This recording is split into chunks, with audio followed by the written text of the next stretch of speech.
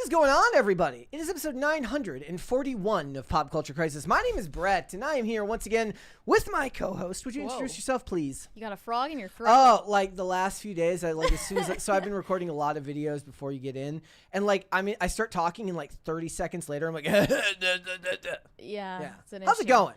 Hi, crisis actors. It's Mary. I'm glad that we caught that on camera, by the way, where you saw Brett screaming at me, and then he turns on the camera for the beginning of the show. He's like, "Hey guys, what's up?" Yeah, Yeah, I'm glad that we know the truth now about who is abusing who in this studio. Yeah, the hot mic camera, the hot mic scene of me one day would just be out of pocket. Y'all saw that. He was literally going like, "And that's another thing." That's exactly what I was doing. You saw him berating me and barking at me. He was literally barking. Yeah. So she wants to put a dash and bye in the thumbnails, and I'm just like, not on my watch. With me, it's the spelling and the punctuation. With Brett, I'm gonna spend 30 minutes erasing 12 pixels off of somebody in the thumbnail because I don't know, somehow that matters. We have a 20 from Bo Bandy. Happy Thrashing Thursday. I can forgive Screamy Man's absence only because he is now a dad. Just remember to put the kid down and give him headphones before you start thrashing around again, Phil. We'll let him know you said that. With that being he's said, a busy man. He did just welcome a child into the world. So Phil is not with us today, needless to say, and we all want to congratulate him on starting his family. Yes, it's a big deal. Mm-hmm. Yeah, the news came in via super chat on IRL last night from him. From him. Yes. It's the meme. Have you ever seen the meme where it's the guy eating the pizza while his wife's in labor and he's like, had to order a pizza, guess my wife couldn't cook tonight.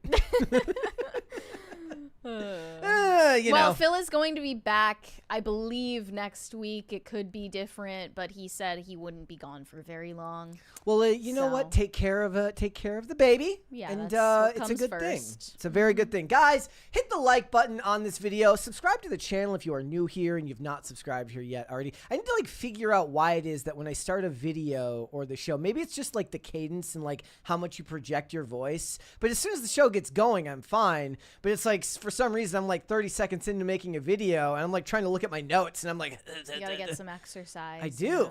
Guys, do the me. Mommy made me mash my M&Ms. Remember that? And then people are like, that's so silly. Why do they do that? No, there's a reason why people do that. Sharpay Evans in High School Musical. She goes, Matt. I'm going to and then see that there's so much content that could be made from that where somebody pretends to film a video from off the hall while somebody's doing voice exercises before the show. I've done that before. Yeah. So guys, hit the like button on this episode, please, and subscribe to the channel, perhaps, if you are new here and you have not subscribed here yet already. Please and thank you. The best way that you can help this channel out, and we always appreciate all your help, is to share out the segments, the episodes, get the content out there, get conversations going about everything that we discuss, because I would like to believe that outside of just news headlines, we get into some very, very interesting topics that you may not be hearing on other platforms in the space. So share all the content out. It helps us out a ton. So what are we getting into today? Well, one of the big pieces of news, if you follow along on X, Nerdrotic posted, his scoop, assuming that it's I don't a even scoop. know if he's claiming that it's a scoop. I have no idea that Captain Marvel and She-Hulk, among others, will not be featured in Avengers Doomsday. We are going to get into that. There's also some clips that have come out of Brie Larson. She was on with the ladies over at The View. So we're going to talk about that. Also, a new study has been done that proves once again, as we all already knew, that Gen Z does not want to see sex scenes in movies. What they want to see is animation. And friendship, which is kind of gay. They love that stuff. Yeah, I'm not surprised by the results, but we'll get into it. We will talk about that. Also, if you don't know who Caleb Hammer is, he has a channel. It's called Financial Audit. And he basically brings on a bunch of people who have humiliation fetishes to criticize their poor financial decisions. If you think I'm joking, I'm not. He brings on people who really don't know what they're doing with their money, and he tries to help them. And more often than not, they don't want the help, or they think that he's wrong. It makes for entertaining content, but he is being called right-wing and basically Nazi adjacent because, fiscal responsibility is right-wing coded. So we're going to talk about that. We are also going to talk about actor David Harbour, Stranger Things, Marvel Cinematic Universe, all that good stuff. Well, if you don't know, he cheated. Bad man. Cheated on his ex-wife, Lily Allen, now ex-wife, Lily Allen.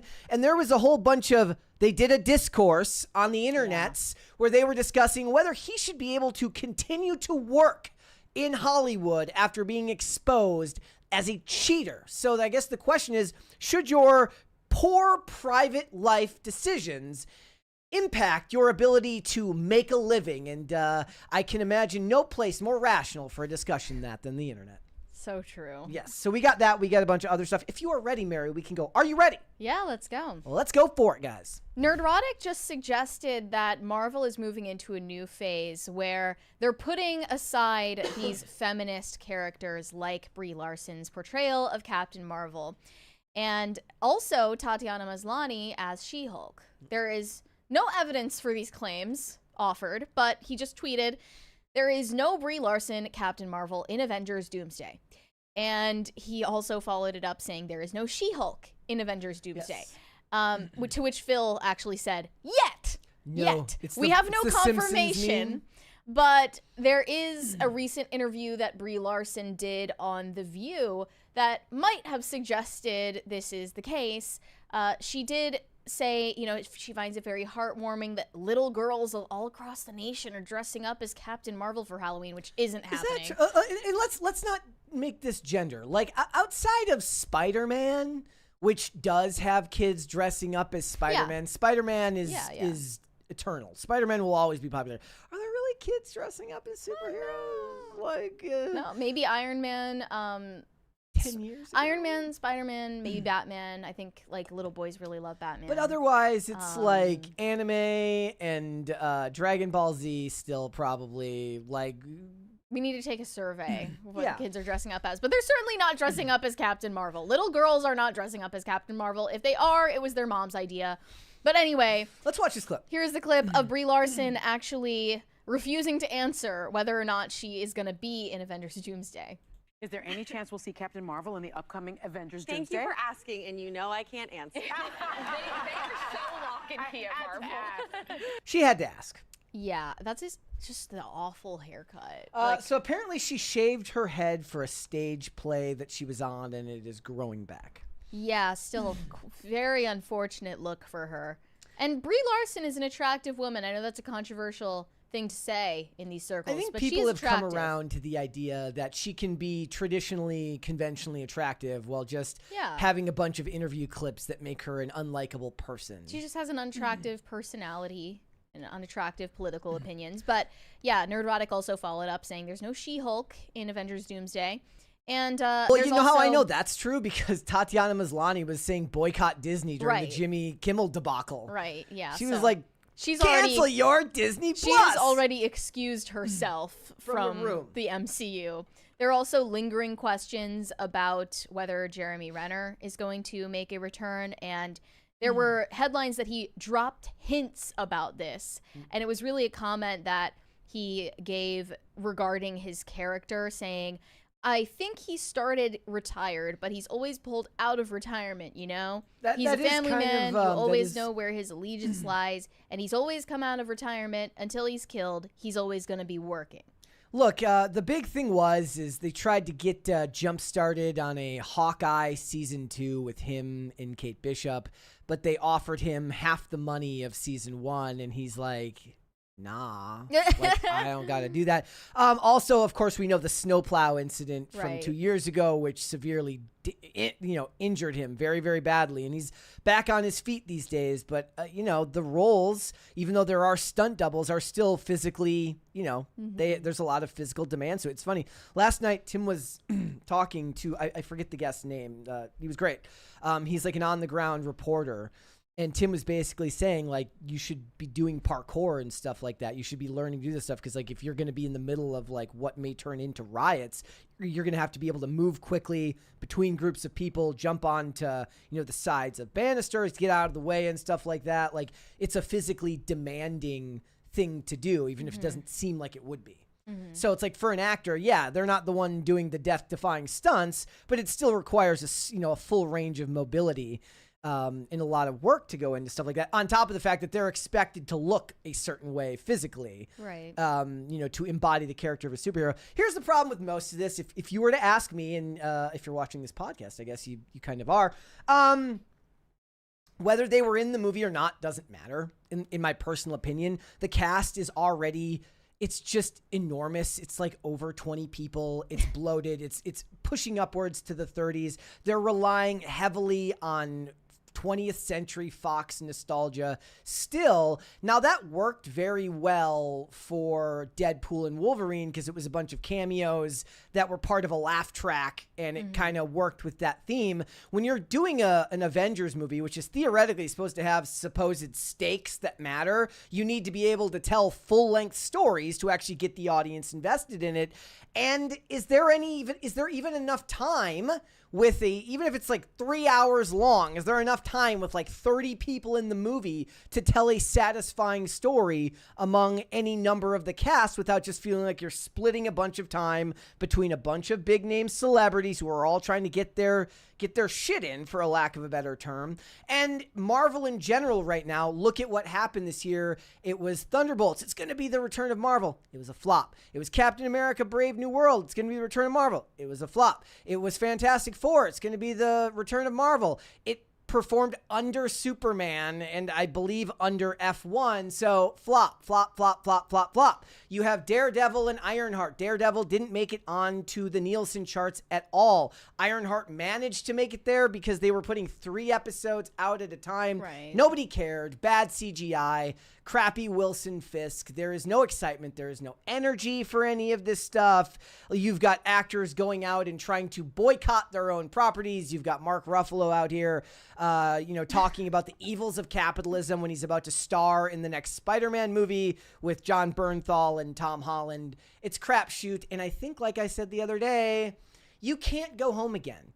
You can't make it a thing again. I guess you can't use the joke. You stop trying to make this a thing. It's never going to be a thing. It was a thing. Yeah. But you're not going to be able to make it a thing again. It's like the world is different. We don't live in the era of 2016 Collider when people were starting to turn to the internet to get information on Hollywood and superheroes. There was a lot of excitement around this genre at the time. Now people are like, when's Minecraft 2 coming out? I love that movie. Like, right. They're like, people would be more interested to hear about whether Sinners was going to get a sequel than whether this movie is going to have any number of cast members because it's too bloated. Putting in Robert Downey Jr. was a Hail Mary.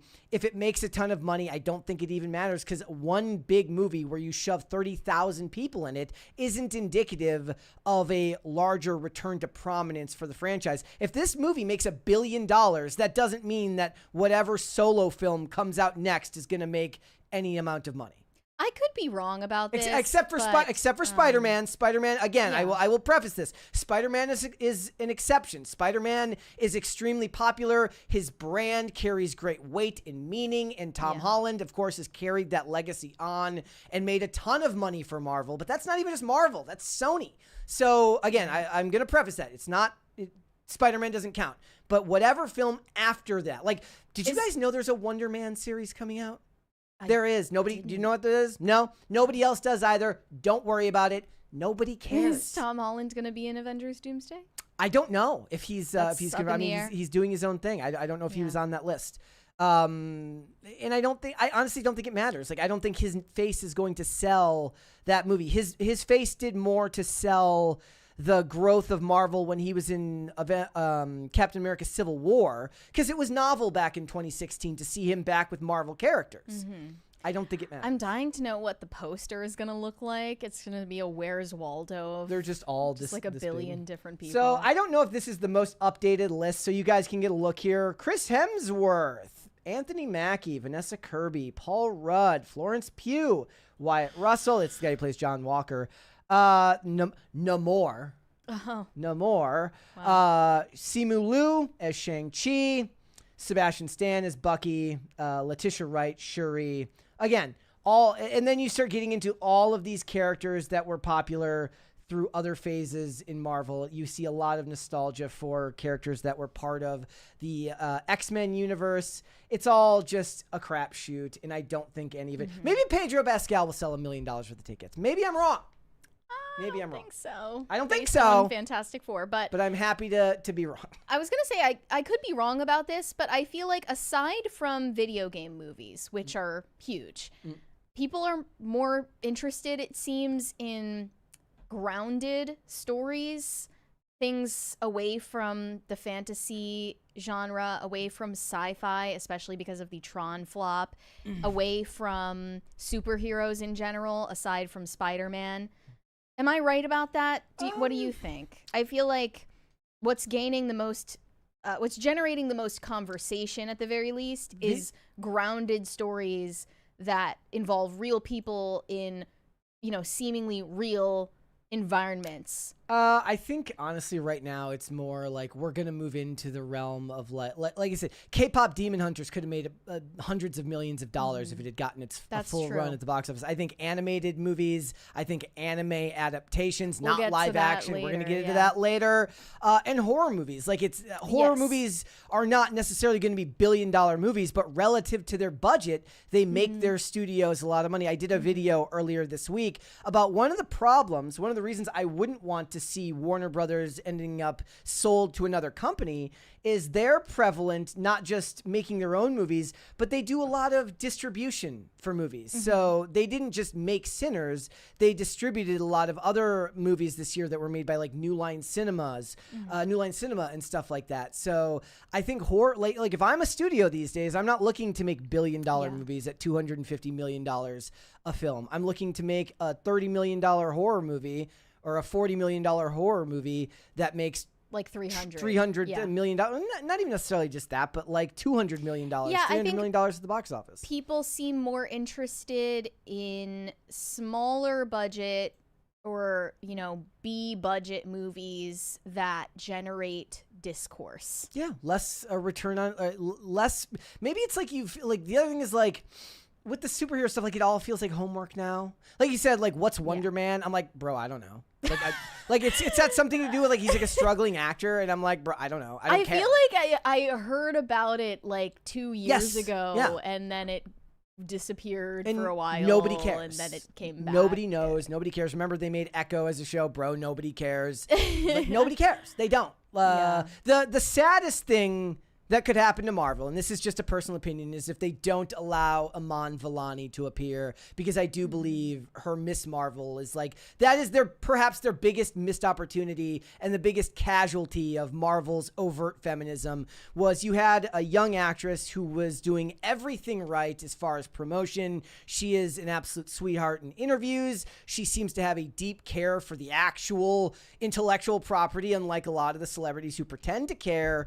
And I think that losing out on that enthusiasm by making it a gendered thing, I think you could have made a movie where you just focus on that actress being really good at her job and just tell a very, very simple story that doesn't have to lean into some type of girl power element. I'm probably going to be re-recording the video I was doing this week about girl bosses. I scrapped it because it was a little bit too confusing after the fact. But I think that they really missed out with Iman Vellani. And if they had taken a more measured approach with her, she really could have been a huge influence on Marvel. But it was just never going to happen because they were always going to push it because they want to pretend like Miss Marvel and Captain Marvel were big popular characters in the comics, which they never were. Well, even with Iman Vellani, she's playing a teenager, and you just can't do that forever. So, no. Well, I mean, but the character can grow up in the universe. That's fine. So, we'll wait and see. But we're gonna have to clock it. Is he right? Are those characters not going to be in there? Perhaps he's got the inside track. Maybe. All yeah. right. Guys, there is an actress turned podcaster embarking on a journey to interview everyone she has ever been in a relationship with or hooked up with. Her new podcast that she is starting is called X Appeal, obviously a play on sex appeal. And she got this huge feature in the New York Post and a photo shoot. Can you please just scroll through the photos of this woman? Because I think if you just look at the look on her face, you can see the crazy. It's very obvious when you look at this woman that she's crazy. I'm not gonna lie, like this is one of those things where guys, sometimes I find articles and I send them to Mary, and I'm like, why did I do that? Yeah, what did you do to I'm yourself? torturing myself here, bro. So I mean, she looks about as crazy as she is. Like she is crazy girl in a TV show coded. Right. And you know, obviously this woman is not representative of the female population at large, but she is part of, I believe, a growing trend of women who are now openly admitting that they cannot get over their breakups and their ex-boyfriends or ex-hookups or situationships. There's a 20 there. From Pop Culture Junkie. I'm not sure I ever believed in superhero fatigue. I believe it's crappy movie fatigue due to shooting before the script is done, crappy concepts, and sequel-itis. Yeah, that was like a big deal when they were making Avengers. Doomsday was like they were shooting a movie with no finished script. Like when James Gunn was making Superman, they were like applauding him for having the script done before the movie began filming. It's like, what is going on Why here? is that a novel concept? And it's not necessarily about superhero fatigue. It's about building up goodwill with the audiences. And if there is no goodwill, if you haven't turned in any bangers, as they say, nobody's going to feel like they're not in the habit of going to the theaters to see your movies. They have to feel like they're going to miss out on something if they don't go there. And that cultural moment has come and gone. Someone in the chat compared this woman to Taylor Swift, and the similarities are striking. She's just monetizing in a different way. Taylor Swift has made a lot more money off of her exes than Miriam Katz. They say, while the idea of tracking down every partner on your roster, because it's just assumed that you have a roster, may sound both anguishing and impossible, one woman has made it her mission. She's looking to find every last one of her exes, from a 5th grade pizza date to a strip club hookup, and grill them about what went wrong or right. Miriam Katz, an LA-based actor and writer, recently launched X Appeal, where, driven by the holy trinity of curiosity, closure, and titillation, she interviews everyone with whom she's ever had a romantic entanglement. It's described here. Miriam Katz interviews every person she has ever been romantic with on any level, from a 5th grade pizza date to an Orthodox rabbi to a stripper she once hooked up with. Every single person, and her goal is to interview 10 people for per year for the next 10 years. So she is an actress. It looks like it's mostly in short films, but she's been working all the way back to what looks like 2014. But like I said, it's mostly short films. It's not like things that you guys would know. I've never heard of or seen this woman before. She also has a theme song that intros each episode where she sings, "It's over, but I still have questions." A feeling to which anyone who has walked the precarious line of love and loss can relate. Not everyone. I wanted to reconnect with my past loves to find out what they thought had happened and to share my own perspective. I felt like I could process my past with them and make it a project, and it's a big endeavor. The range includes a sex addict, a rabbi, a female stripper, a well-known comedian, and a former beau battling cancer. She says some of these people I might never have talked to again outside of the show, so I wanted to have one final conversation, a funeral for the relationship. It's me wanting to ask questions and figure out things that I'd always wondered, but also being able to say things that I didn't say during the relationship, especially at the time of the breakup. It's just probably best to leave those things unsaid. Most people would think that.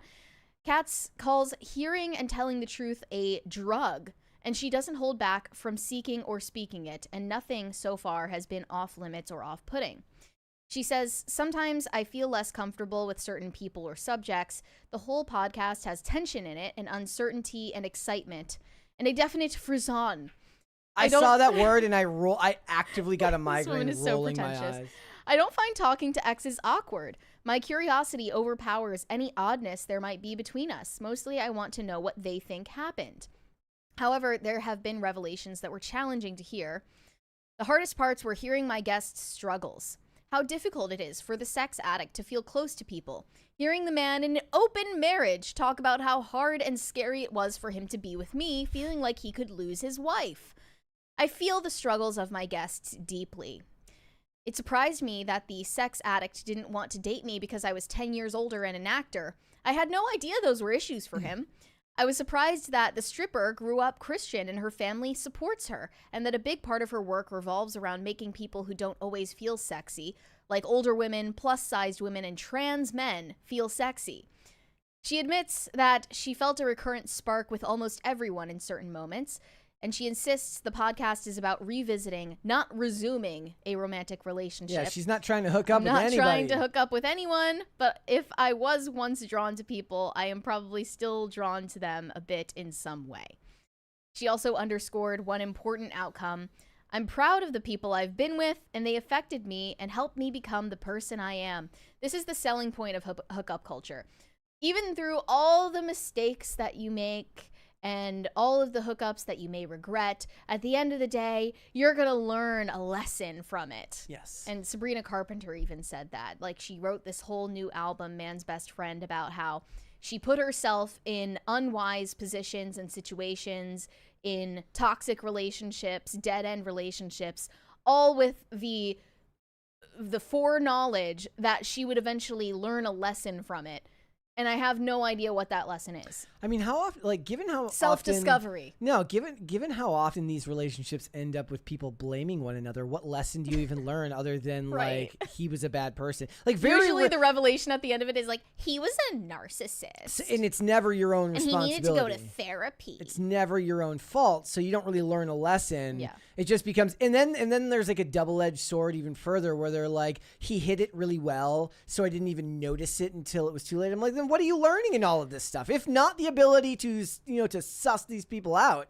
I see a lot of women openly admit that breakups with their situationships, men who never committed to them, are harder to get over than actual breakups in relationships. Like, they felt strongly about the guy that never committed to them because he wouldn't commit. And now I think there are women much less crazy than Miriam Katz who experience not being able to move past a breakup. And I want to pull up this example of a woman named Sarah Louise who is embarking on documenting her heartbreak journey on Instagram for everyone to see. This is her video where she is debating getting on medication because she can't get over a breakup after over a year. Bro, I'm not going on any journeys. Let's not I'm journey never going through on that. a journey. Here we go. To do anymore. I honestly don't. I lay in bed dreading every second of every day, and I feel like I am wasting my life away over someone who does not give a fuck. I think I'm gonna have to start taking these, unfortunately. It's been about a year and a half since my breakup, which everyone is aware of online because I overshare. I have been holding off on taking medication. I honestly cannot continue to live the way that I'm living for the past year. I've wasted a year of my life being sad. I feel like I've been in hell. I get a lot of people giving me suggestions, saying that I should be over it, saying that I'm over dramatic or whatever, getting views from this. I don't make money off of this. I don't really make a lot of views off of this. If I wanted to get money or like clout or whatever, I would be posting about something different. Trust me, like, this is not a good look. Actually, it's probably you just haven't figured out how to monetize it yet. So true. like all you have to People do love is a train wreck. start a Substack and then start a Patreon where you could do like we should have her on the show. I could give her some advice. We're going to consult. Yeah. Okay. I have been to therapy, which honestly, I think therapy made it worse. I've been in therapy for That's a hot take. It is. In one in you their don't hear circles, often. that's a hot take. over a year since my breakup happened. I got into therapy right away. Getting more into like nervous system regulation therapy, like EMDR, things like that, that I've heard really good things about. Do you know what that is? No. Sorry to keep pausing, but like I'd rather like not forget the question later. Do you EMDR? No, I'm not Okay. familiar. I've never heard of that. With like traumatic breakups and all of my goals and everything that, I can picture in my future.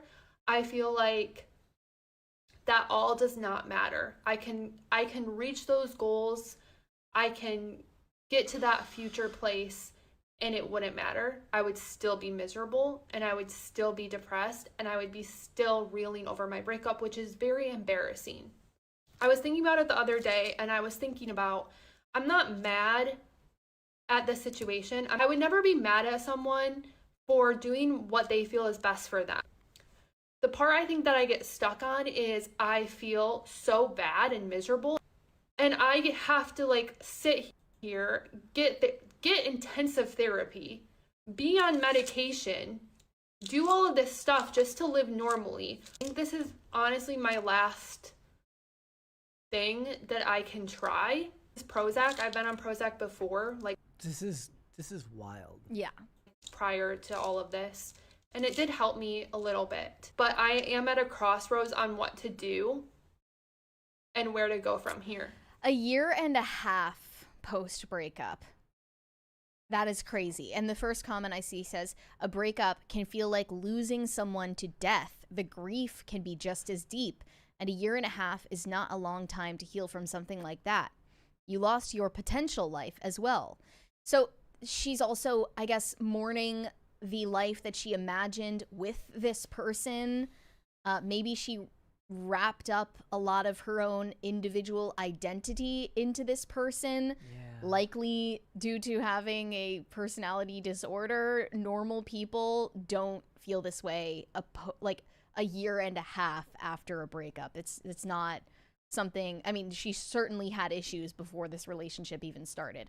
But I screenshotted this woman's post and commented on it on X recently. I said, I'm convinced a huge reason why people obsess over their exes and can't move on after breakups these days is because they had premarital sex oftentimes while living together. You're just not meant to be that close to someone and never see them again. And I do think that that compounds on the feelings of loss. The closer you were to the person, physically, literally, will make the pain of losing the relationship all the more unbearable and long-lasting. Yeah. And I saw another post relevant to this saying every long relationship, 2+ years, is basically a divorce when you end it, especially if you lived together. These pseudo-divorces come with all the same logistics of uncoupling. Maybe not all of them, but many. Who gets which friends? Where is my stuff? What's still yours? How do we tell people? Who's Netflix? Who made the dentist appointment? It's not just emotional separation, it's administrative. If you're looking for the hack on the Netflix one, is you make a secondary account, but you name it settings, so that way they don't know that it's like somebody Life else's hack. account still on the account. Well, and this, I think, is a reason why a lot of people don't end relationships that they ought to end, because of the headache of disentangling their lives in all of these different ways. And I saw a skit about the couple that really should break up but logistically can't, which is kind of a recession indicator. This but one? Yeah. Here we go. Look. Wait. Out, or do you want to look for a place, or? Yeah, I don't know. I mean, we just got that like Costco haul, so that'll take, you know, like the bananas and avocados will take 6 days. And Oh yeah, I get the French bread pizza from there. I'm not giving up my French bread pizza. Who we gets got a the bunch of stuff for Costco the card? freezer. There's that restaurant we saw on TikTok that we wanted to try, so maybe we should like go check that out. And we do have tickets to that movie next Tuesday. Yeah, my mom said that she wanted to stay here in October. She is staying with us from the 9th to the 11th. Yeah, maybe we can turn the kitchen into like a new bedroom for me, you know? You can take the kitchen and the bathroom. I'll take the hallway and the bedroom, and we can just stay out of each other's way. Yeah, I'm on your family's Disney Plus account until November, so maybe we could just like at least go until there. And I do have our Netflix subscription until the end of the year, so I don't know, you want to just like call it in like 2026? Yeah, 2026. Yeah, let's just roll it over. Okay, love you. Good Love shot. you. Yeah, this is healthy. Well, don't say love you. That's just twisting the knife. Like, this is actually the reality for a lot of people. And then the big question in my mind is, if you're doing all of these things that essentially married people do, why aren't you married? And that's the reason why you're not getting married is probably the reason you shouldn't be together anyway. But you are held back from ending a relationship that is a dead end because of all of the inconveniences of breaking up. Olivia Dasovic is in the chat. She says, quote, "This is weird." The whole thing is weird. The whole story is weird. But No that's shit. no shit. All right. All right. What would you like to see? Cringe or cute of the day? Let's see the cringe. Cringe first? Okay. All right. This is a pretty good cringe. You know what? I'm Good just going isn't to preface good, this or by good isn't saying bad? I endorse everything in this video. Okay. Hate my stupid Chungus life. I hate my Chungus life. I hate my Chungus life.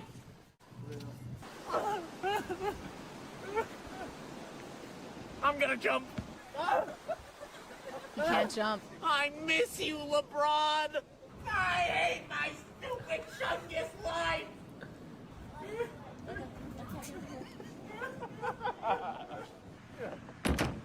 Can't even reach the trash bin. I just realized something.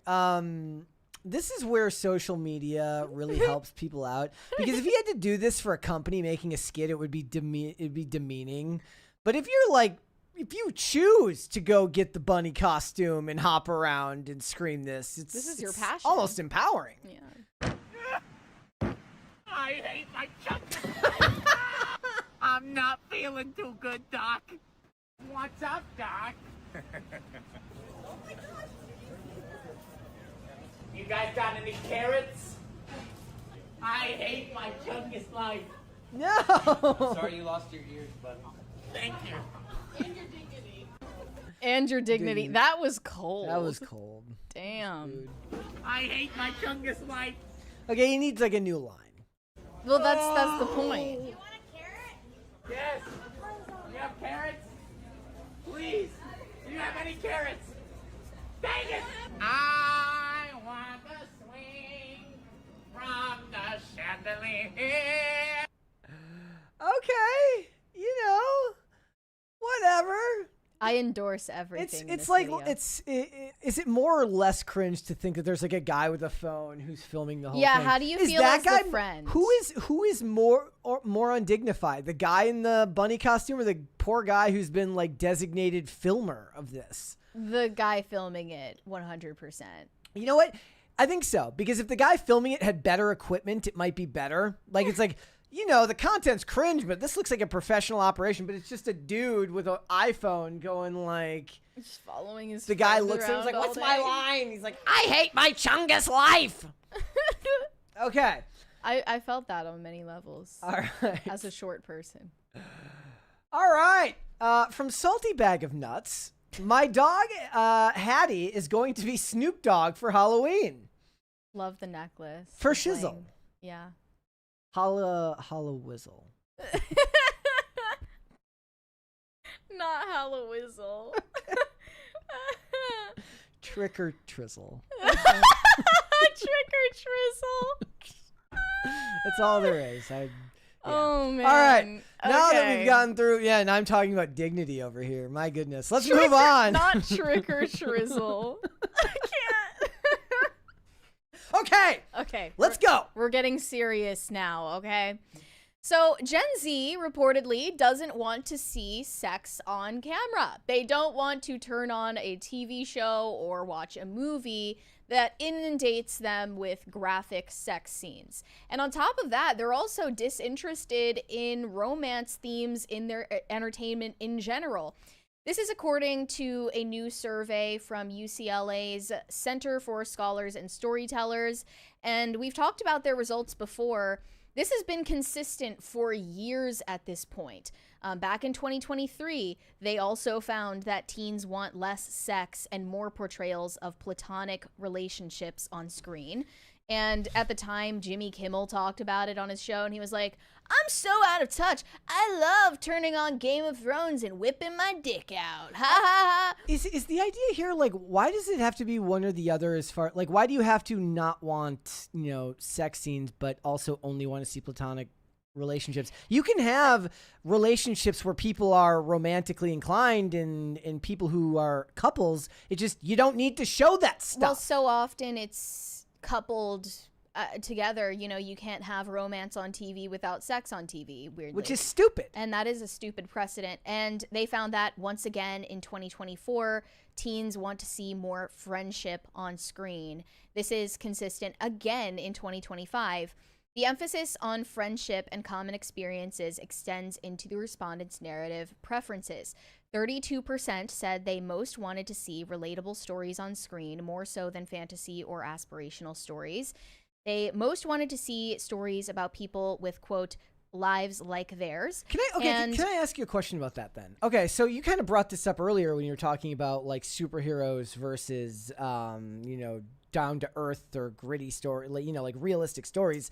Like maybe this is just like a personal preference, but like, and it goes to the idea of like representation on screen, but there's very little in the way of stuff that's like me that I would want to watch on television. And I'm not talking about people in like, I don't need to see people with like Fortune 500 CEO jobs or anything like that. But I do want to see stories about people who live in a different world than I do. I think that Gen Z is just expressing that, I mean, the statistics bear this out, sex isn't a part of their lives.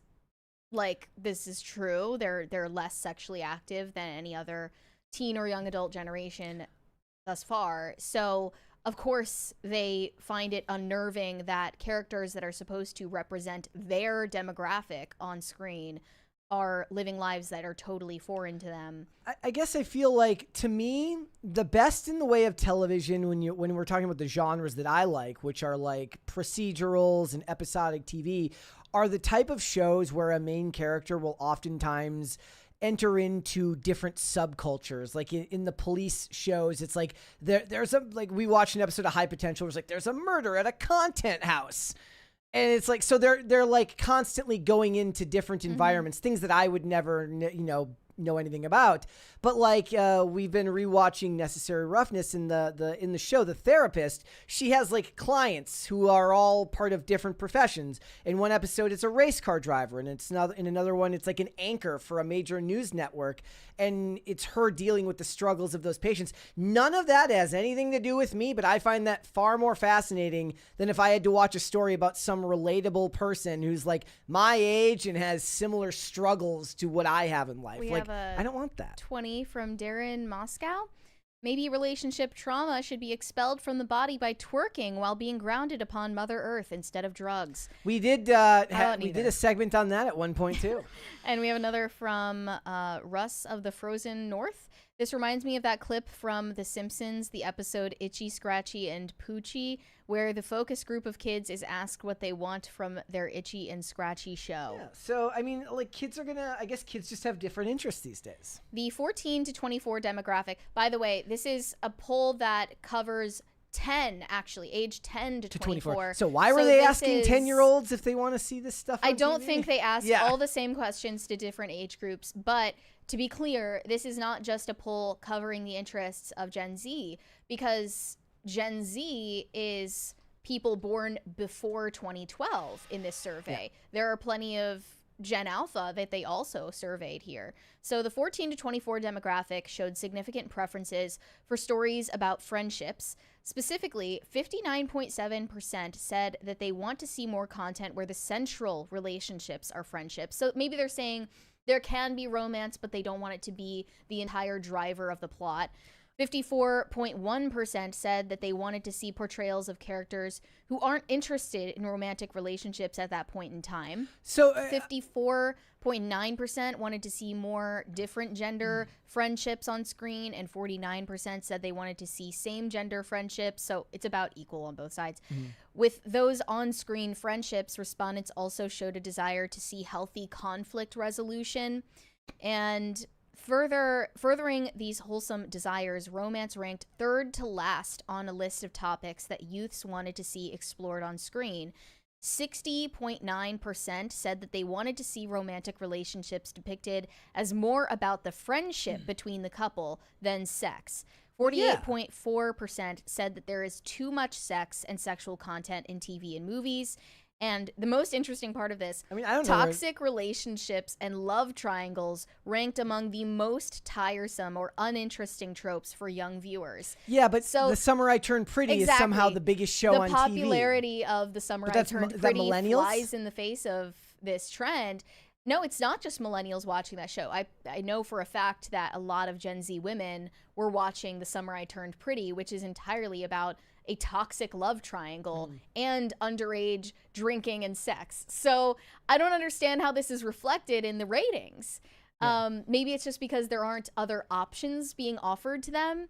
And this says, for decades, Hollywood has turned to the teen and young adult markets as the arbiters of cool and trendy tastes. And for just as long, it has tried to appease that crowd with movies and shows centered around sex and scandal. They name some examples of Where the Boys Are in the 60s, Porky's in the 1980s, American Pie in 1999, and Superbad in 2007. All are quintessential movies for their respective generation of teens, and each increasingly raunchy. But now the tides are changing. The top answers to what is your favorite show or movie include Stranger Things, Wednesday, SpongeBob, and Spider-Man. Yeah, you can't make the raunchy comedies anymore because they're considered problematic. Yeah. They also included the top 25 rated favorite shows and movies for Gen Z here. Stranger Things, Wednesday, SpongeBob, Spider-Man, Family Guy, The Vampire Diaries, that's an old one. The Summer I Turned Pretty is number 6. Breaking Bad, interesting because Breaking Bad doesn't have any sexual content in it. It's only implied because it was on network TV. K-pop Demon Hunters was also ranked at number 9. Supernatural at number 10. Supernatural's Supernatural another was throwback. started. Just think about that. Started in 2005. They're watching a lot of old content. Dexter, Superman, I'm guessing they mean the new Superman movie, Squid Game, The Walking Dead, Tom and Jerry was interesting. That must be like the really young crowd. Friends, Ginny and Georgia, The Rookie, BMF. Isn't Rick and BMF the Morty. show about the record label? I don't remember. Rick and Morty, Game of Thrones. That also, again, has so much sexual content. I guess that they just put up with it. Naruto, Jurassic Park, or the Jurassic World franchise as a whole. Bob's Burgers, and Coraline at the bottom there. So that whole section was about their very distaste eclectic for sexual content in their entertainment. Thank you, guys. That's a very eclectic list of stuff. Yeah, and they're going back into the libraries of all the streaming services because it seems like the old content is just as relevant, if not more, than the new content. Yep. Like I said, I go through and I watch old episodes guys. of. Yes, thank you guys. I go back and I restart like old shows like Law and Order: Criminal Intent, which was on in like 2001, and I just rewatch episodes of that. And That goes for Gen Z and like all the generations. They're going back and watching old shows. Like, it's hard to believe, like, given how much crap people give me about, like, watching boomer police procedurals to see The Rookie on there, because that's basically what that is. It's just a newer version of something like that. So overall, they say this shows that youths are craving relatability and authentic representation across a myriad of metrics as they relate to media. Again, this was ages 10 to 24, and they... Okay, so they say that there were a few distinct trends.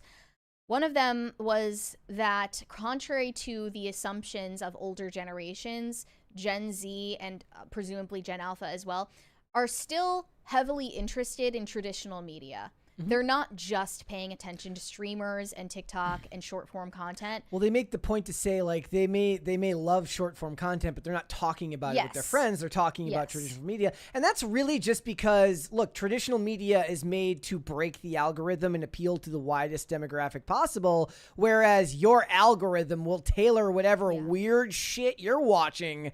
How many times on here do I mention some weird reel or something that I watch that nobody else will find funny but me, because my algorithm is tailored to whatever the heck it is that I watch. In fact, Olivia texted me. She says I follow the guy from the Cringe, the couple that made the Cringe video, and said that their stuff's hilarious. Well, it's easier to talk to your friends about the movie that just came out than the Water reel cooler that you saw the other day. Social experiences can still emerge from movie and TV consumption. 53% of young Americans discuss movies and TV shows with their friends more than they discuss the content that they watch on social media. Gen Z also shows a distinct preference for animation. The percentage of adolescents who prefer animated content over live action rose from 42% last year to 48.5% this year. And it wasn't just the younger teens. Nearly 48% of respondents from 19 to 24 also preferred animation, which they're probably referring mostly to anime there. But K-pop Demon Hunters is a great example of that. And I don't relate whatsoever. I'm always going to prefer live action over animation. Well, I think it's just a generational thing. So Yeah. my generation grew up with like animated movies that they would have loved to see made into live action. And then we started getting live action cinematic universes. And now everyone's like, okay, we're done with that. Can we go back to the... But even as a kid, I much preferred watching live action TV shows and movies like on Disney Channel and Nick.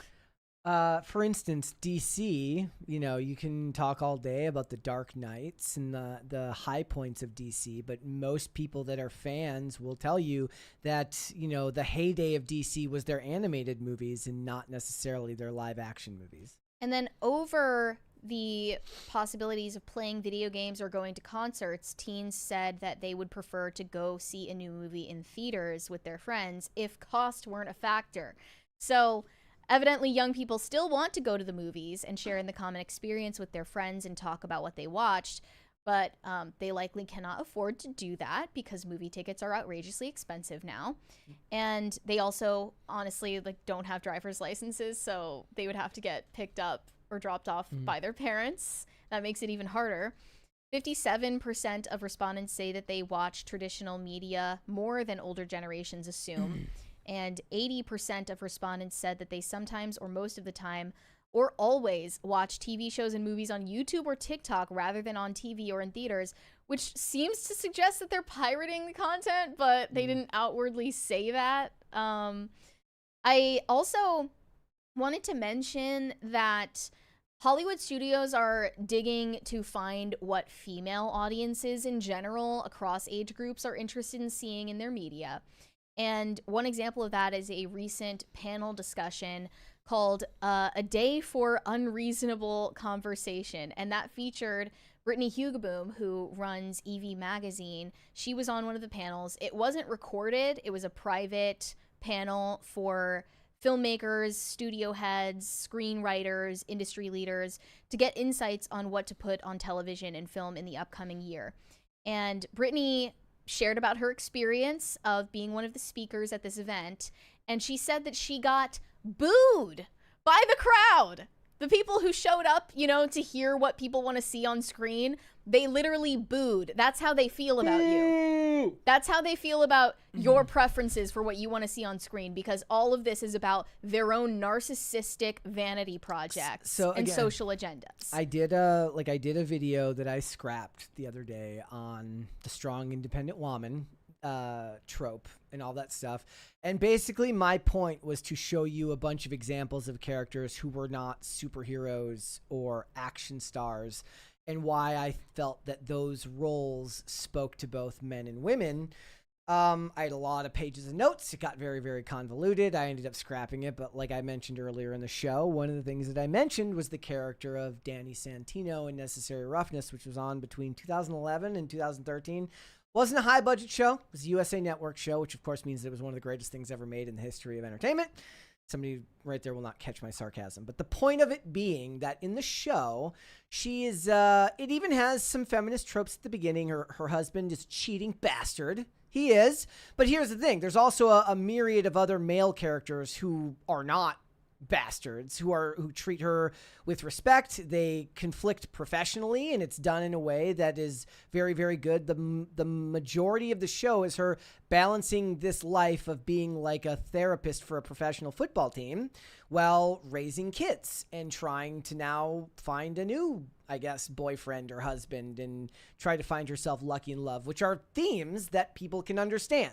And whether it's entertaining to this type of person at this panel or not, people resonate with the idea of a person in a professional world who has a lot of stress at her job, who's also trying to figure out where she fits into the world as a mother, as she tries to find love, which most people who are not insane understand. wanting to be loved, wanting to settle down, wanting to move on from something traumatic that happened to you.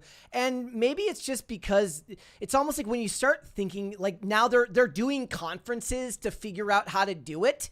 Does that make sense? Like, when you were doing it before, you just knew how to do it. Now you're overthinking it. Right. And you've got too many rules in place, placed by far left lunatics who tell you that you're giving some type of, like, I don't know, birthing propaganda or something.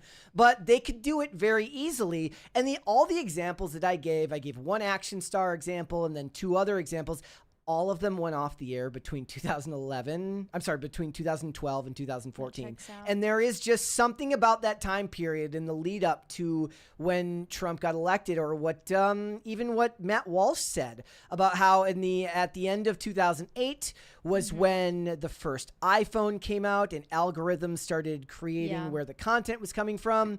The stuff made back then, the characters were more likable, the stories were more relatable. They seemed to be able to do it without thinking about it so hard, and they just can't seem to nail that down anymore. They're self-important assholes who can't realize that even though their current formula fails over and over again, they're still not going to listen to the people they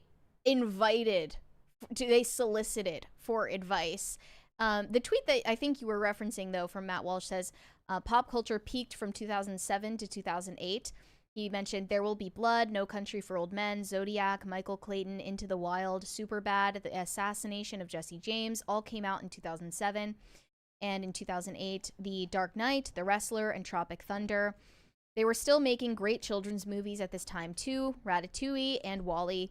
An absurd number of the greatest TV shows of all time were on the air. The Wire, The Sopranos, Breaking Bad, Mad Men, The Office. That's arguably 5 of the 10 greatest shows ever made. It's been downhill since then.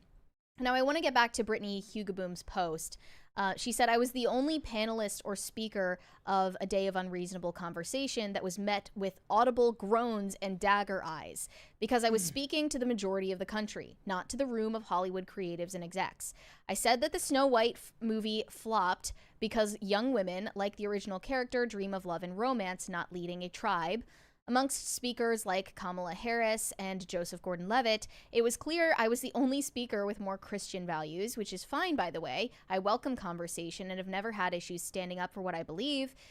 I could feel the energy in the room drop when I said progressive writers decided beauty was oppressive, having kids is oppressive, men suck and are toxic, but also try to compete with them. But if Hollywood wants to succeed, it has to stop clapping for itself and start listening to the rest of the country. Finally, we were asked if we could rewrite the definition of empowerment for the next generation, how would we define it and what would we put at the center?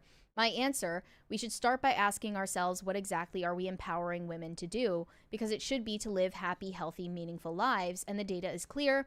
The happiest women in America are married, have children, practice faith, and hold more or less traditional values. Meanwhile, the cultural script, career obsession, sexual freedom, endless independence has left a generation of women anxious, medicated, and alone. Audiences are starving for female characters who embrace femininity. I want to see mothers, wives, homemakers portrayed as aspirational in television and film, good, strong marriages. And my message to women is embrace your femininity, be loving, be virtuous, cultivate beauty, get married, have kids, practice faith, pursue your dreams, but order your life towards something greater than yourself and prioritize what matters most.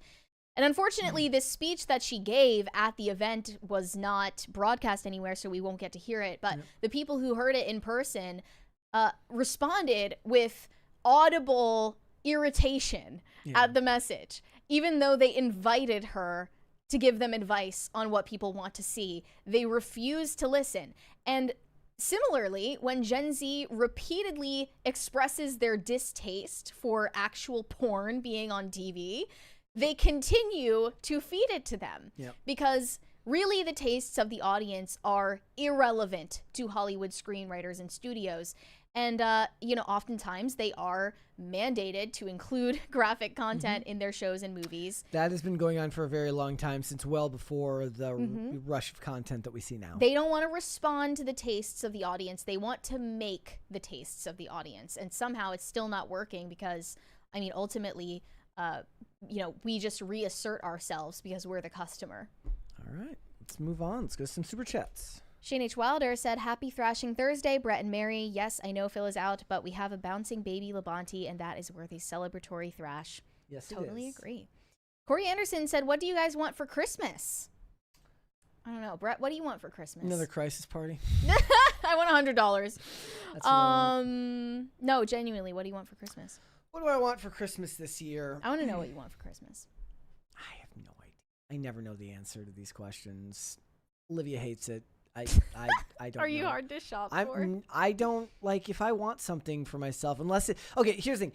If I want something for myself, I'm gonna buy it unless it's outside of my price range. And if it's outside of my price range, I'm certainly not going to expect somebody else to buy it for me. So I'm okay. You don't want anything for Christmas? Like, you know what? No, I changed my mind. I want a really good. So I had I had two really good pillows.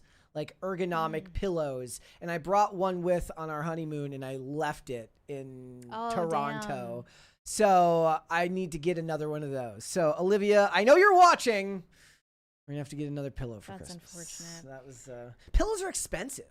Like They're good like ones, really yeah. good pillows cost a lot of money. Yeah.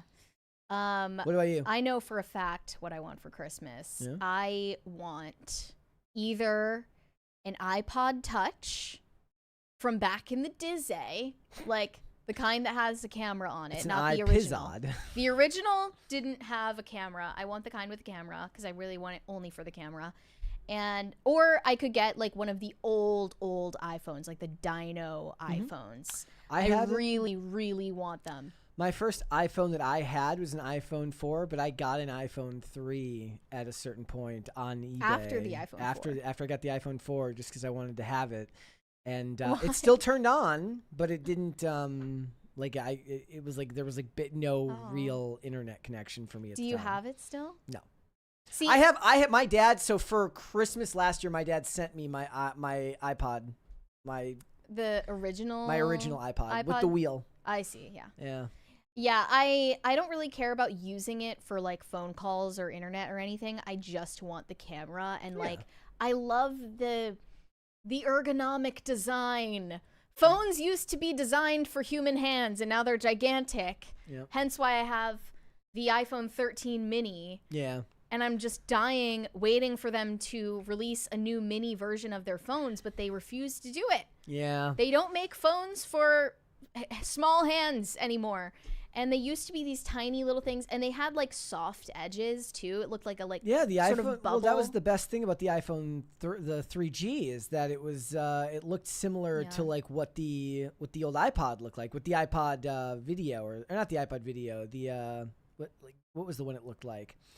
But it was really good. I love the iPhone 3. I miss the home button. Yep. I miss having buttons for things in general. And I'm stuck with like my Galaxy like S20 because I have a micro SD card in it, and I don't want to have to start using like regular storage, like cloud storage. I want my expandable storage. Also, I like my music to be offline. Like I don't want my music to be something that I have to worry about an internet connection for.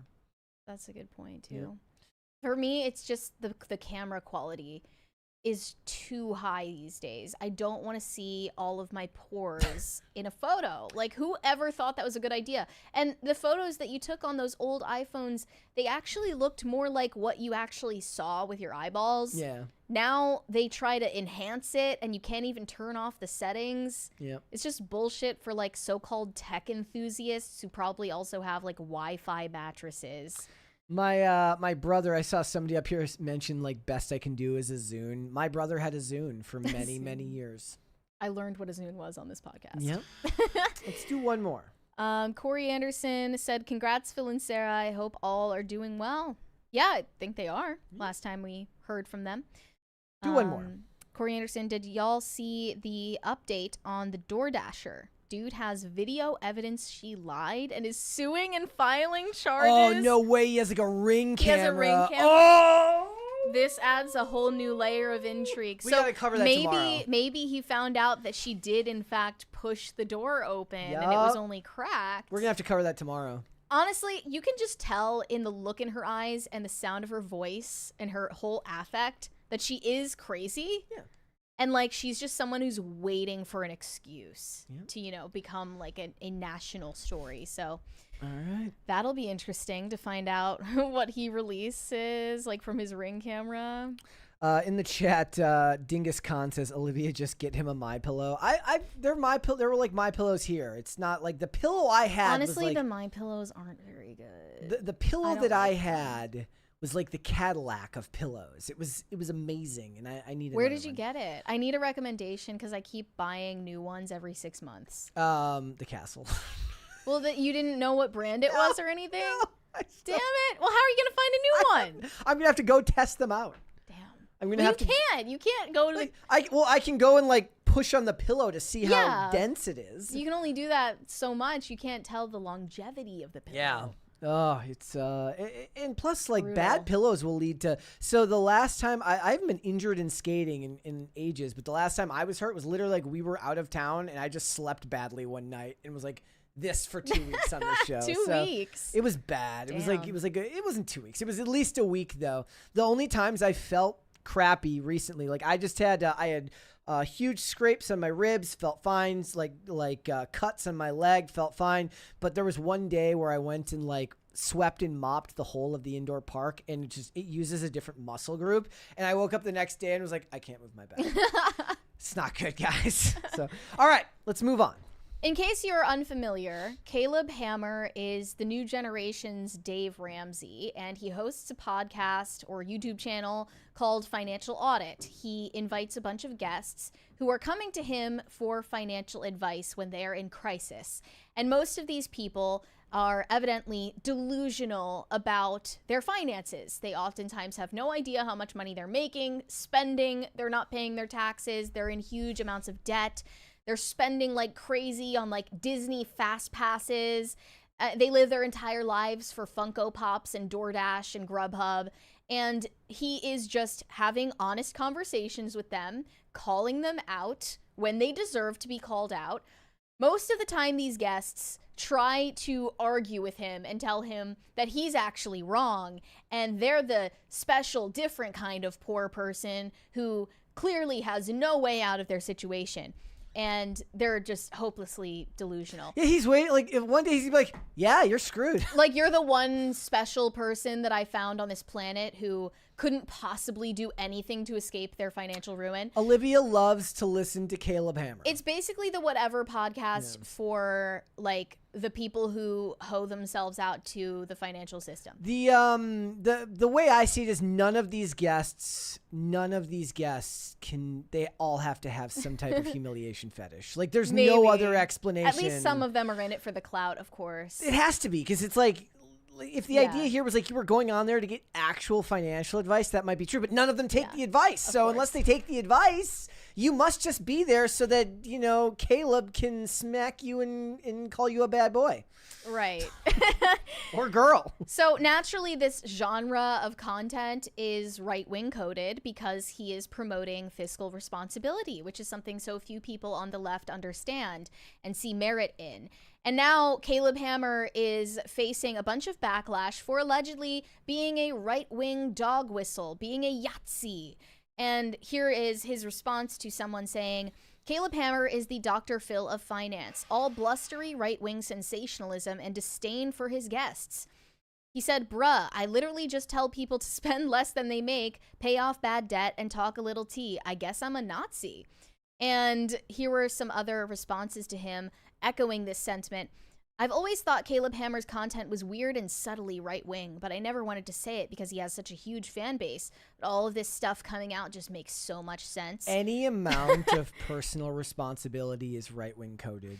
Anything where you can't blame somebody else is right-wing coded. If he was to tell you that student loan debt forgiveness is a bad idea, it's right-wing coded. A self-proclaimed... Granted, I don't know if he's ever said that. But. A self-proclaimed libtard even said, I'm really surprised I don't see more right-wing accounts posting about Caleb Hammer, because as a libtard, nothing radicalizes me more to the right than Caleb Hammer's show. People are grown-ass adults and think having insane credit card debt is chill and normal. And another response to Caleb Hammer said, he is rapidly learning from interviewing hundreds of guests who have zero self-control over their lives and blame everything on society that Not being a total degenerate who contributes nothing to civilization is inherently right-wing coded. Watching his videos and seeing so many self-described liberals and progressives make the worst possible life choices and then blame society for their destructive choices is like taking the red pill all over again. Like, I really do think it's like not even like necessarily financial literacy being right-wing coded, but not blaming somebody else for your financial failure is right-wing coded. True. So there's, look, George Soros is plenty financially literate. We talked about that last night on IRL with all the 501c3s and the 501c4s. That is part of it in a certain way, but I think a big part of it is like you're waiting for the guest on there who's like, you know what? Yeah, like I messed up big time. I gotta get this show on the road. That would be a boring podcast to watch, though.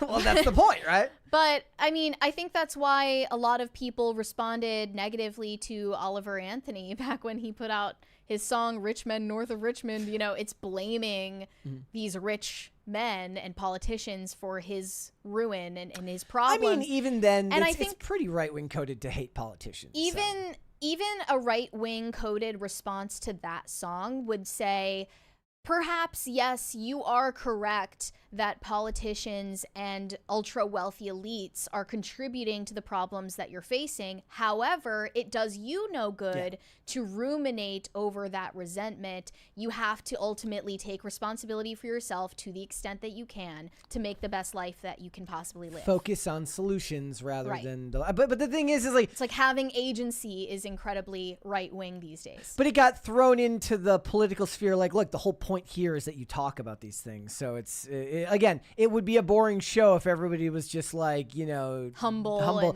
But the thing is, then they went to like the Republican debate and they debated rich men north of Richmond, and cringe. and I literally almost keeled over and died so bad. from cringe. It's bad, man. So Caleb Hammer is also being criticized for the types of guests that he chooses to interview on his show, including a recent episode from this week where he interviewed 2 illegal immigrants who admitted on YouTube that they are illegal immigrants. And Mike Cernovich responded to it saying, if you watch the full show, you'll learn that illegal immigrants get paid cash, don't pay taxes, and run up credit card bills. Your entire life has been upended for this. You're called cruel for wanting them to go home. Just say no to the emotional blackmail. A response to Cernovich said Caleb Hammer's show is not at all political, but he is turning millions of young people right-wing just by interviewing scammers and deadbeats about their finances.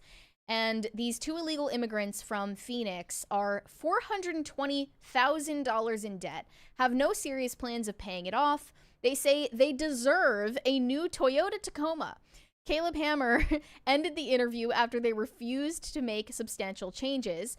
And the man in the couple works in construction and makes about $6,000 a month. He admitted that he pays little to no taxes. So Caleb Hammer called the interview short at that point. He also did a recent interview with a woman who is morbidly obese, and that entered into the discussion. $6,000 a month is like good. Oh, yeah. Like, that's a lot. But somehow they ended up like nearly $500,000 in debt and have That's zero plans of insane. paying it off, and we have to bear the brunt of their irresponsibility. And, you know, this is another subject that gets people fired up, is whether you have responsibility over your health. And that came up in this episode where he is interviewing this woman that is morbidly obese about her health, and she probably has medical expenses associated with it. Caleb Hammer admittedly says, I'm overweight too, but I'm dieting. I'm trying to take control of that situation. Yep. And I'll f me up some Denny's, don't get me wrong. I'm with you on that, bro. So true. I can tell, yeah. Okay, you're fatter than me. Yeah. Yeah, well, it's either spending $500 on Ozempic, so do you want me to do that? You could just diet like I am. I'm down like 16 pounds. I'm Go off, King. diagnosed with PCOS and a binge eating disorder, so So you're saying you kinda can't hard. diet? I mean, it's very hard.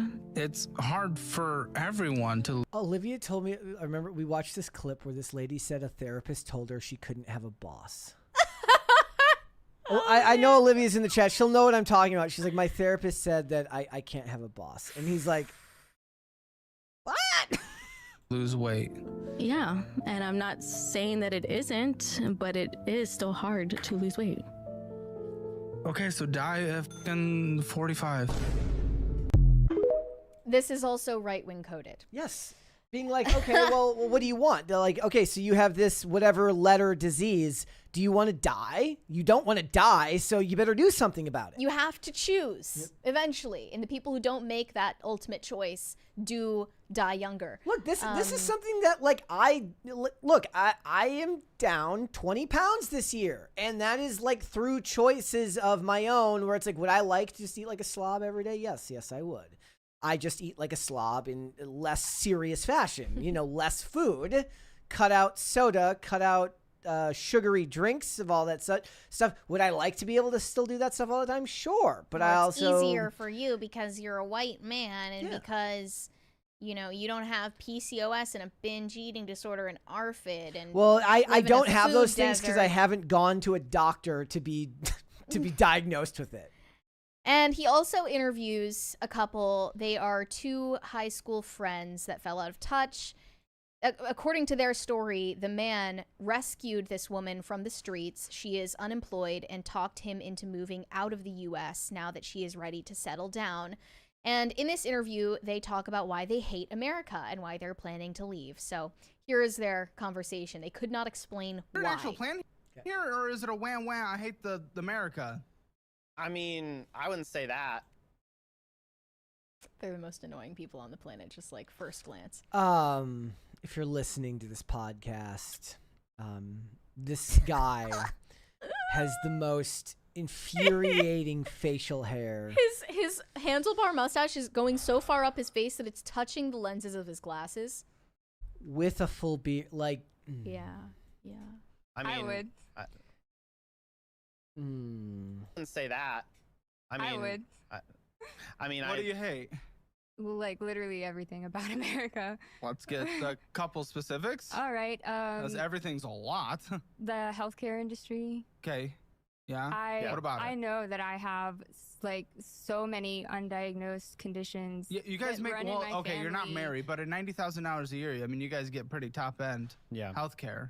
I as a have combined. not been able to take advantage of that. You guys so aren't far. married. You're not on his health plan. Exactly. But even still, you making $0. The welfare state that we have, you get a pretty robust coverage still. Yeah, if you're not making any money, like you can be on that end. We of have the the best healthcare on the planet in this country. I mean, they're currently... Have you applied? What have you applied to? What health insurance do you have right now? None. That's your fault. The Affordable Care Act is there for you at the healthcare.gov for you to enroll in things that are completely subsidized. I mean, I've been trying to get you to apply to stuff. This sounds like a you problem. You're complaining about something that you haven't done. Don't get me wrong. Health insurance in this country is ridiculously expensive. You're not going to get me defending it by any means. But when you take an idiotic stance of it's bad, but I've done nothing, it's like, what the f am I going to say? You're going to make me sound like I'm the most roo-roo. Yay, let's charge $1 billion constantly. But for what it's worth, remember, if you can afford it, we do have the best health care in the world. And you guys, as a combined household income of $90,000, when you're married, you would have access to that. I just can't believe that because, especially being a woman in the United States. Okay, well, you're talking abortion. I've actually had 2 abortions. Okay. But he's just like cha-ching. This clip is gonna go viral. Yeah. When you're a woman in the United States and you have like a chronic health condition, you're more likely to go undiagnosed for 10 plus years. Girl, you haven't signed up for health insurance to go to the doctor when you get it for free. He's gonna like cause them to break up. You saw that moment where the guy turns to her and he's like, well, I've been trying to encourage you to like, get that done, like he might be onto something there. Olivia has texted me some additions to these clips. Says the fat woman on Financial Audit also told Caleb that he should give his employees their birthdays off and pointed out it was someone's birthday, so he's selfish for not giving him the day off. She said she works a job profit and even I get my I think he meant non-profit, and even I get my birthday off. Attempted gotcha that didn't work. And then said, in the last couple, even extreme libs in the comments hated them. They were like, she's a perpetual victim and she will never change. I mean, that's kind of the universal response to the guests that he has on his show, and rightfully so. And yeah, it's beneficial for both parties. Obviously, Caleb Hammer benefits from, you know, farming the clips of these people, and he knows the type that he's looking for. I remember the clip of the lady being like, you should give your employees their birthdays off. He's like, bro, we're adults. Really, the red pill in all of this is that a lot of people are either, you know, obese or, you know, in huge amounts of debt or in, you know, some cases poverty, simply because, or at least in large part because of their own choices. And the left largely is made up of people who believe that those people in those situations are merely disadvantaged. The system is built for them to fail. It's, it's something that's totally beyond their control. It's that's learned a comforting helplessness, and they're excited about it. To people that are temperamentally left-wing, that is a comforting idea. And even though Caleb Hammer doesn't even talk about politics or his political beliefs, he is actually right-wing coded. Like, the people accusing him of that are ironically correct, even if he wouldn't state it that way. Yeah. Yeah. I think that might even be like something for me who, you know, given where you sit politically and where I sit politically, at least in comparison to like everybody else at the company, that might be the thing that separates me the most from like the left, given that I still think of myself as somebody who holds value in a lot of liberal principles, is like, your life is your responsibility, and whatever happens to you, you know, you can blame the world around you, and you might even be like, there might even be actual accuracy there. There might be something that's not inherently all your fault that you can't, that you didn't cause. That doesn't matter. Like, your life is your responsibility, and when it comes down to it, you have to be the one that makes changes in your life. And I feel like that should be a universal principle. It shouldn't have a political bend to it at all. It should be like, this is adult coded. This is responsible adult coded, but apparently it's inherent to a political belief. That's what makes you liberal, not leftist. Yes. Yeah. Let's read some super chats. Shane H. Wilder said, movies with real people in real situations. Didn't we used to call those dramas? They used to be all the rage in the before times, so I hear. Yeah, I mean, that's still my personal preference. I prefer a more grounded story. I don't want to see a bunch of CGI. I'm not into the fantasy genre. I'm not into the sci-fi genre, generally. Pop Culture Junkie said, I'm not sure I ever believed in superhero fatigue. Oh, we already read that one. Yep. Shane H. Wilder, if I ever had an ex call me to talk about the relationship, I'd be like, we were in high school and went on 2 dates, move on. Yeah, that's a piece of advice that she needs to hear. I don't think there's really anything to be gained from revisiting the breakdown of all of your relationships beyond just personal reflection. Rusty Shackelford said, I don't think she is as Christian as she thinks she is. I don't remember who that might be referring to. Yeah, I don't know who that's in reference to. Maybe the female stripper who said that she was Christian. Yeah. Or maybe probably. The family isn't as Christian as they think they are. Yeah. Let's hold off on the rest and we'll come back. Let's move on. Okay.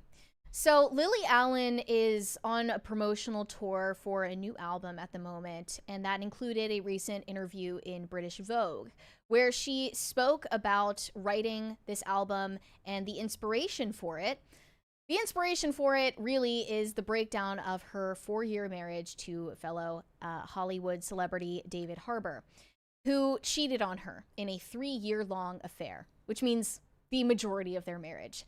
They split up in February of this year, and only now have either of them come out to comment on what happened, but evidently it's because of infidelity. And the Daily Mail took a headline from her interview saying Lily Allen admits that she became suicidal after discovering husband David Harbour's 3-year affair. This tweet about the headline says men will literally blow up homes and have affairs for years to the point of making the women they were married to suicidal and still be booking roles in Hollywood no matter what. It pisses me off so bad. He is so disgusting. And I want to go into detail from the interview before we talk about the question at hand, which is, should he face consequences for this professionally based on his personal life mistakes?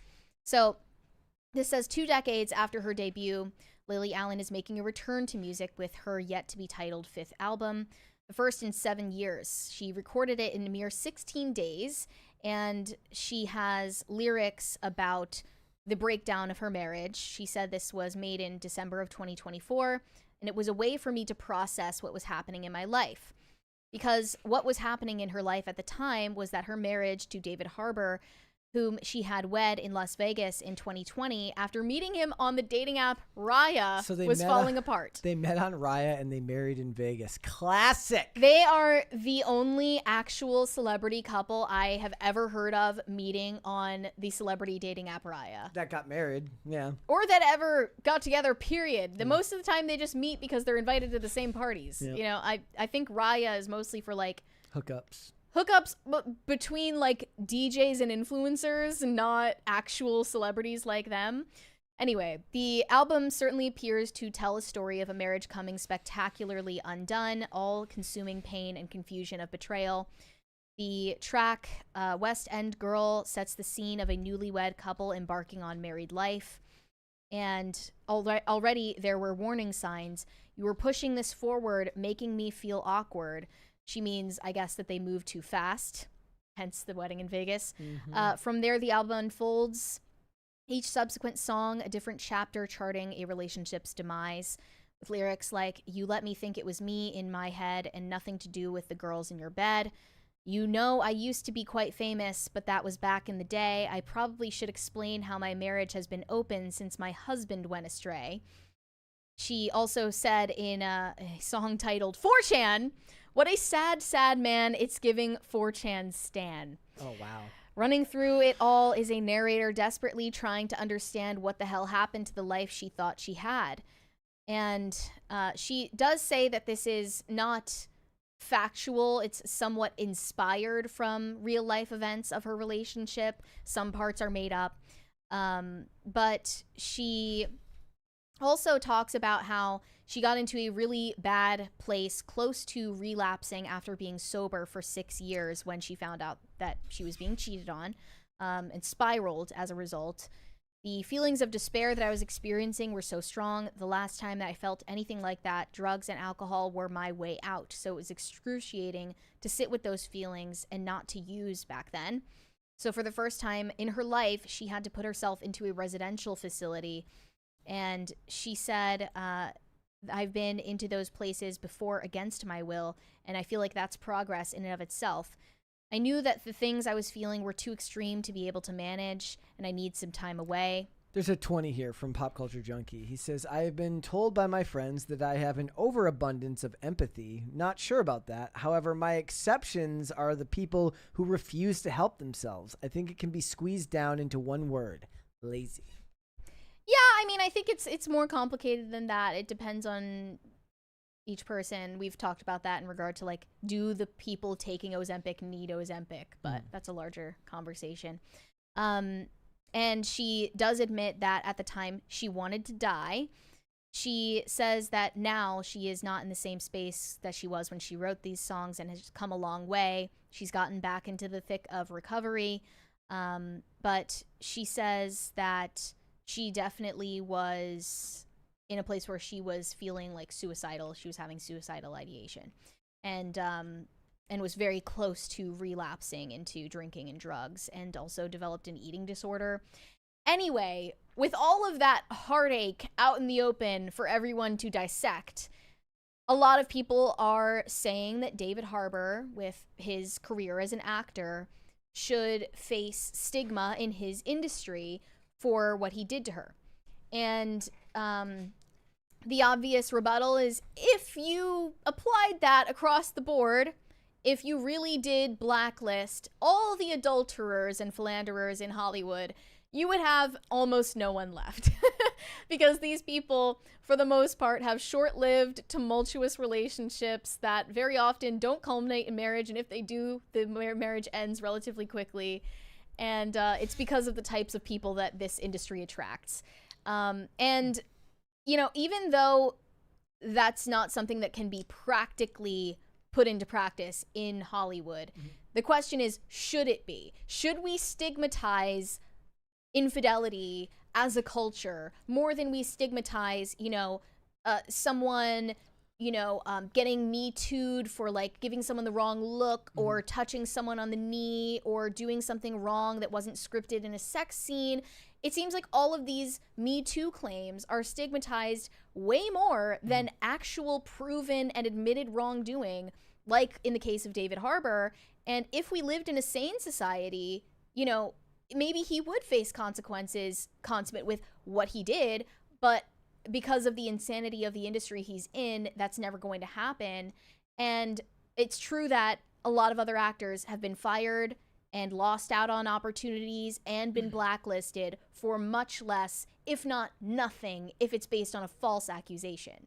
So that's my take on it. But basically, some people are saying, not trying to defend what he did, but you shouldn't get fired for cheating. Yeah, it's a business, and outside of the concept of perhaps having morality clauses for their contracts, which would have made sense back in the day, I suppose, for a company like Disney to have such a thing on there. For the most part, you would be catering to the micro percentage of people that pay close attention to the lives of celebrities, and displacing all of the people who just want to see David Harbour make the next, Violent Night 2 Electric Boogaloo. And if I'm me, I don't care what David Harbour has done in his private life, legally, as long as we're talking legally here. And this goes for like, if it's my job to like look when celebrities say stupid things politically and still watch their art and take it in with as much of an unbiased perspective as possible, it's my job to do that with their personal lives as well that doesn't connect to politics. So while I find it unsavory and I don't think it makes him a good person, you would be hard pressed to find a generation where the artists are good people. Yeah. Like, in a lot of ways, art is created through struggle, through strife, and through mental instability and a lot of things. Like, not all art is created from a sound mind and sound body. That's just the way of the world. And just like I don't care if, like, Jeff Bezos is a good person and if he's cheating on Lauren Sanchez, I don't really care as long as I get my package in 2 days. I don't. It's not my business. I don't care. Realistically, is anyone going to boycott Stranger No. Things because David Harbour cheated on his wife? No, they are not. No. And, it should be mentioned that Lily Allen has made a lot of mistakes too. It was pointed out, of course, that she started her OnlyFans to sell feet pics while still married to David Harbour, and it might have been as a result of the cheating that she started her OnlyFans. Like, I'm gonna get one back at you. He's like, anything but the feet pics. Yeah, he's like, look, if you want to do scenes with other guys, that's better than posting your feet. That's the ultimate betrayal. Yeah. That was her revenge arc, actually. Yep. So she still has her OnlyFans. On top of that, she also got in trouble earlier, or maybe late last year, because she admitted that she took her dogs to the shelter when they destroyed her kids' passports. Yep. So a lot of people were calling her an animal abuser. But more poignantly, I think she did admit to hooking up with prostitutes while married to her previous husband, Sam Cooper. Wait, so she cheated too? I don't know if she was claiming that it was behind his back or if it was something that was an understanding between them. Honestly, it could be either. I wouldn't be surprised. Okay. But she did admit that she was hiring female escorts while on tour back when she was married to Sam Cooper previously. Okay, so good people all around. We're looking at two people who are red flags and are perfect for each other. They met on and Raya this was bound and to married happen. They met on Raya and married in Vegas. And essentially got married in the Taco Bell Cantina Chapel in Vegas. look. And we're surprised that this happened. If that's true love, then, that's true love. I don't, maybe there's a certain part of, maybe there's a moral, it's not even the moral majority anymore. It's like the moral minority that would care about something like this. But are they gonna fire him? And then everybody's like, I love that guy. What happened to him? That's the problem. They're gonna be like, I love that guy. I didn't know he cheated on his wife. Right, because they don't love him for who he is. They love him for his abilities as an entertainer. Yep. And I do find it frustrating that in our topsy-turvy culture today, there is more stigma around, like, I don't know, making a pass at an intern compared to betraying your wife and family. Or saying something edgy. Or even, yeah, like David Harbour would lose more jobs for like saying bundle of sticks on a Ring camera than he would lose for openly betraying his wife's trust and sending her down a suicidal spiral. That's a sign that we're going in the wrong direction, morally speaking, as a society, but that's not gonna change anytime soon, especially not in Hollywood circles. Morgan Wallen will face more scrutiny for his use of the N-word on a Ring camera in 2019 or something. And apologizing for it. Like, then he will. How about this? Even for when he threw a chair off a roof and potentially almost murdering somebody if the chair hit somebody when it fell off the other end, they'll be like, whatever. He was drunk. It's fine. But he says something that, of course, he shouldn't have said, but people's priorities are messed up these days. Yes, they really are. So you know what? She got her revenge. She's like, she gave him the dogs are out. She gave him the old middle foot finger, middle toe. She gave the middle toe to David Harbour and posted feet pics. So, well, yeah, I hope she recovers from this. She is really one of the most deranged celebrities, though, in terms of her politics. Yeah. She's like, screaming about abortion with Olivia Rodrigo. Yeah. She's crying for migrants in the UK. She's an absolute nutcase on many levels, which is apparent. So no, I don't think that David Harbour should lose work for being a scumbag in his private life. I would just like it to be a standard that makes sense. Okay. And currently, the standard doesn't make sense. All right. Shane H. Wilder said, people were not meant to treat dating like marriage. Yes, a breakup can suck, but it's not as hard when you don't act like you're married. Yeah, I think that's the only point I was trying to make.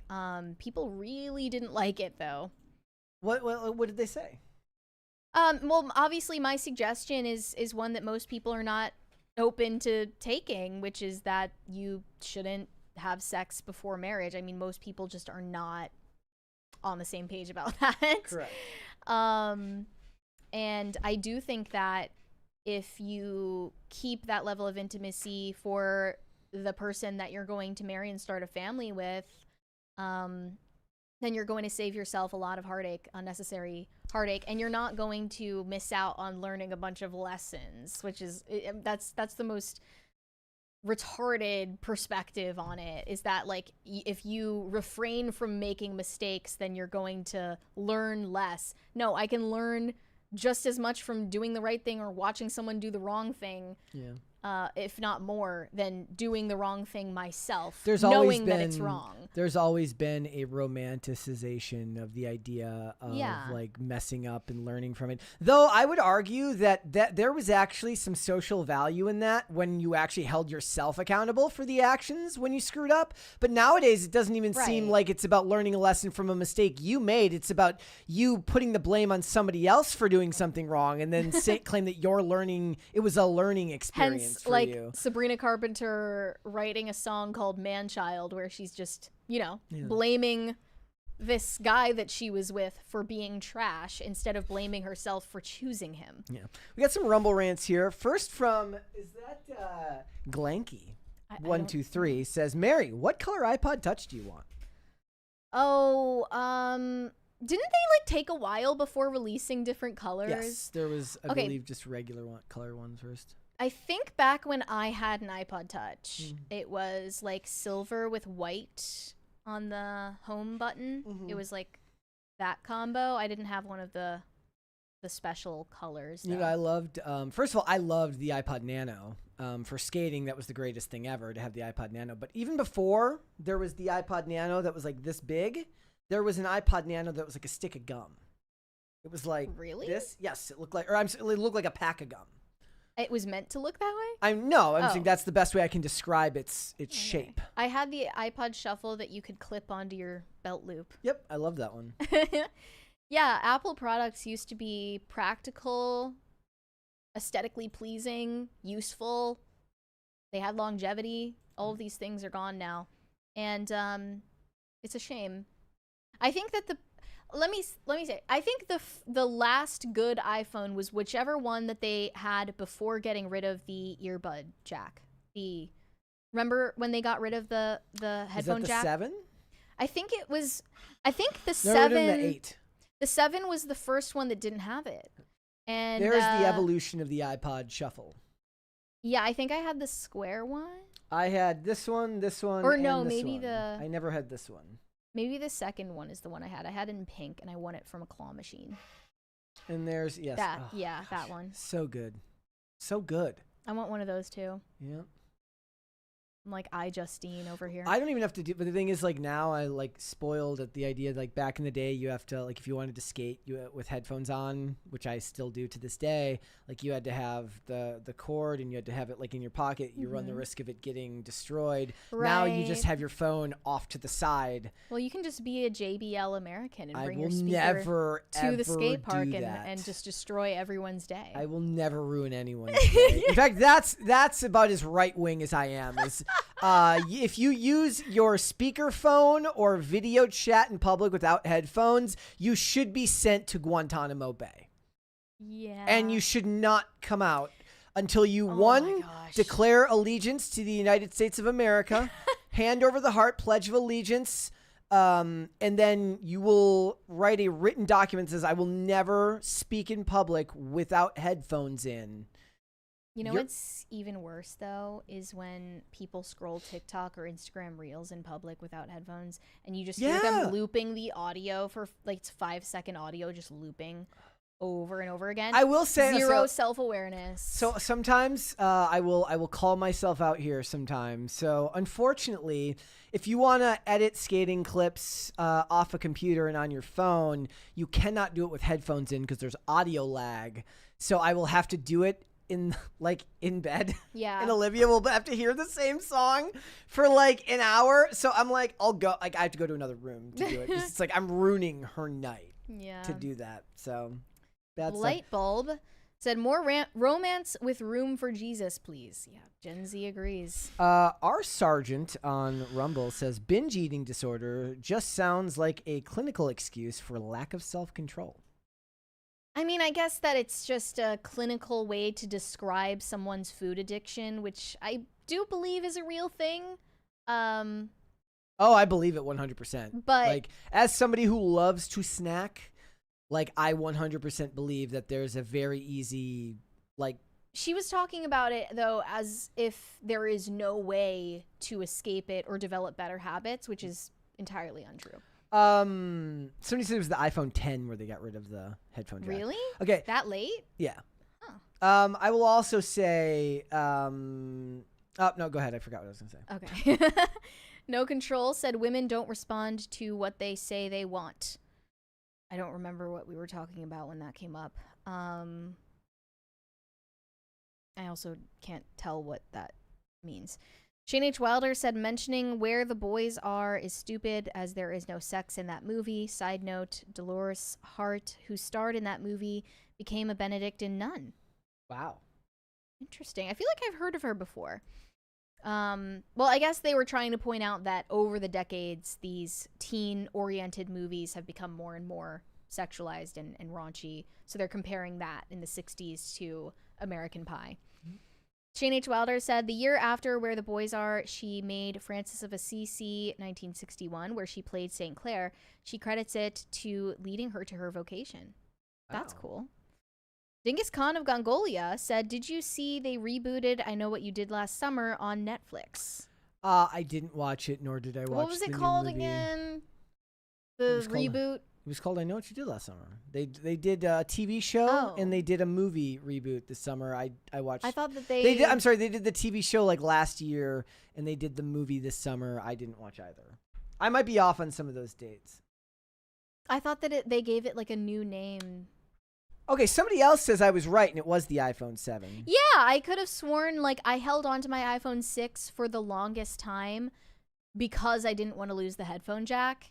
and then it just ended up being totally unusable, and I would lose all the charge in like an hour. Yeah, I remember when that happened when they finally got rid of it on my Galaxy. That was And a sad day. I even replaced the battery so that wouldn't happen, and it still happened. Like, it took a month, and then it was back to normal again. So I had to relent, and then I ended up getting an iPhone 8 because I wanted to keep the home button. Yeah. And I held on to that like well into 2022 until that one broke. That was how, I don't remember if that was my Galaxy S7 or S8, but I held on to it for as long as I could because it had a button. I'm going to keep the iPhone 13 mini for as long as I can because I like the pastel pink, and I like that it's small. Relatively small, not if you compare it to the first iPhones. Dingus Khan of Gongolia said, oh, we already read that one. Rural Conservative said, my fam doesn't have streaming, only broadcast TV. Typically, we end up watching some old Western. I don't really watch current TV shows. I don't listen to radio much either, just my niche on YouTube Music. That's awesome. I mean, like, I kind of love it. Home sounds kind of, like, throwback and peaceful there. I like it. You have, like, wood paneling in your home, I like maybe? it. I have nostalgia for listening to like radio shows when I was on the way to school. Like my mom would play the morning shows. Mm-hmm. We don't really have that anymore. I mean, they still exist, but it's just not. People listen to podcasts now. That was how I cope with driving 45 minutes to work every day as I listen to. So the best thing is I've been listening, and I keep mentioning this week, the Stevie Richards podcast. And I think the reason for it is I'm not listening to the full episodes, but he's a guy where every clip is like 27 minutes. So it's like 1.5 gets me into work, and then 1.5 gets me home. Or like, half and then 1 gets me home. Right. So it's like perfectly set up for me. Fate Aki said, I've used my pillows for over a decade. I can't go back to crappy pillows. I completely disagree with Mary. I even have a My Body pillow. Wow. Like, my problem with my pillows is that they're just too lumpy. Have you tried a My Pillow before? I have not. They're too lumpy. There was a point where there was like hundreds of them. There were so many. And I took one just because why not? Like, they're up for grabs. And I tried it. I didn't like it. I saw Olivia in the chat earlier, said she looked for a tag on that pillow. There's no tag on there. That's against the law, by the way. I probably pulled that off there because I'm a rebel. Shane H. Wilder said, I bought some down pillows from Kohl's on sale a few years ago. They're still going strong, which is saying something for down feather pillows. Well, that might be why.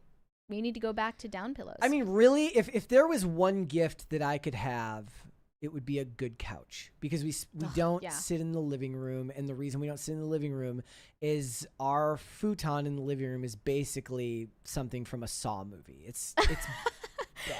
My couch is awful as well. Like, I hate my couch. The Rumbling said the 7 million No Kings protesters are all that remains of the 1970s 20 million Earth Day protesters. These people don't procreate, which is good for us. Also, congrats to Phil. Congratulations, Phil.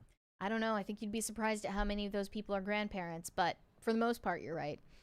Also, I thought that number was padded. I thought they said it wasn't 7 million, but maybe I'm wrong. Maybe that was 7 million all in with all the different protests. Across the country, yeah. Shane H. Wilder said, if you go to a public hospital, you can get your bill reduced to 1/3 of your annual income or less if it also gets donations from the Catholic Church. Wow. Life hack there. Pop culture. Oh, thank you. Thank you, guys. Crisis Party number 2.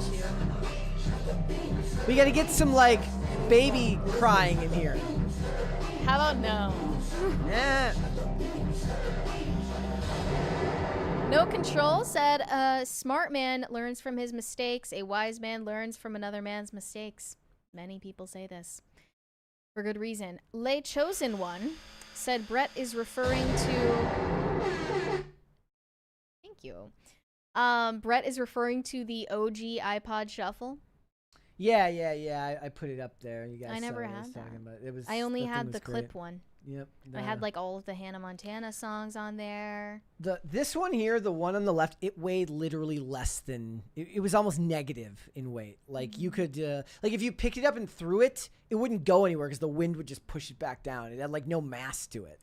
I don't like that a lot of the selling point for new phones now is how thin they can make the phone. Yeah. Because that's not useful to anyone. And you're just going to put a case on it anyway, which is going to give it some heft. Like, I get why you would sell a laptop based on that because, you know, it just takes up more surface area. You need to pack it in a backpack or whatever.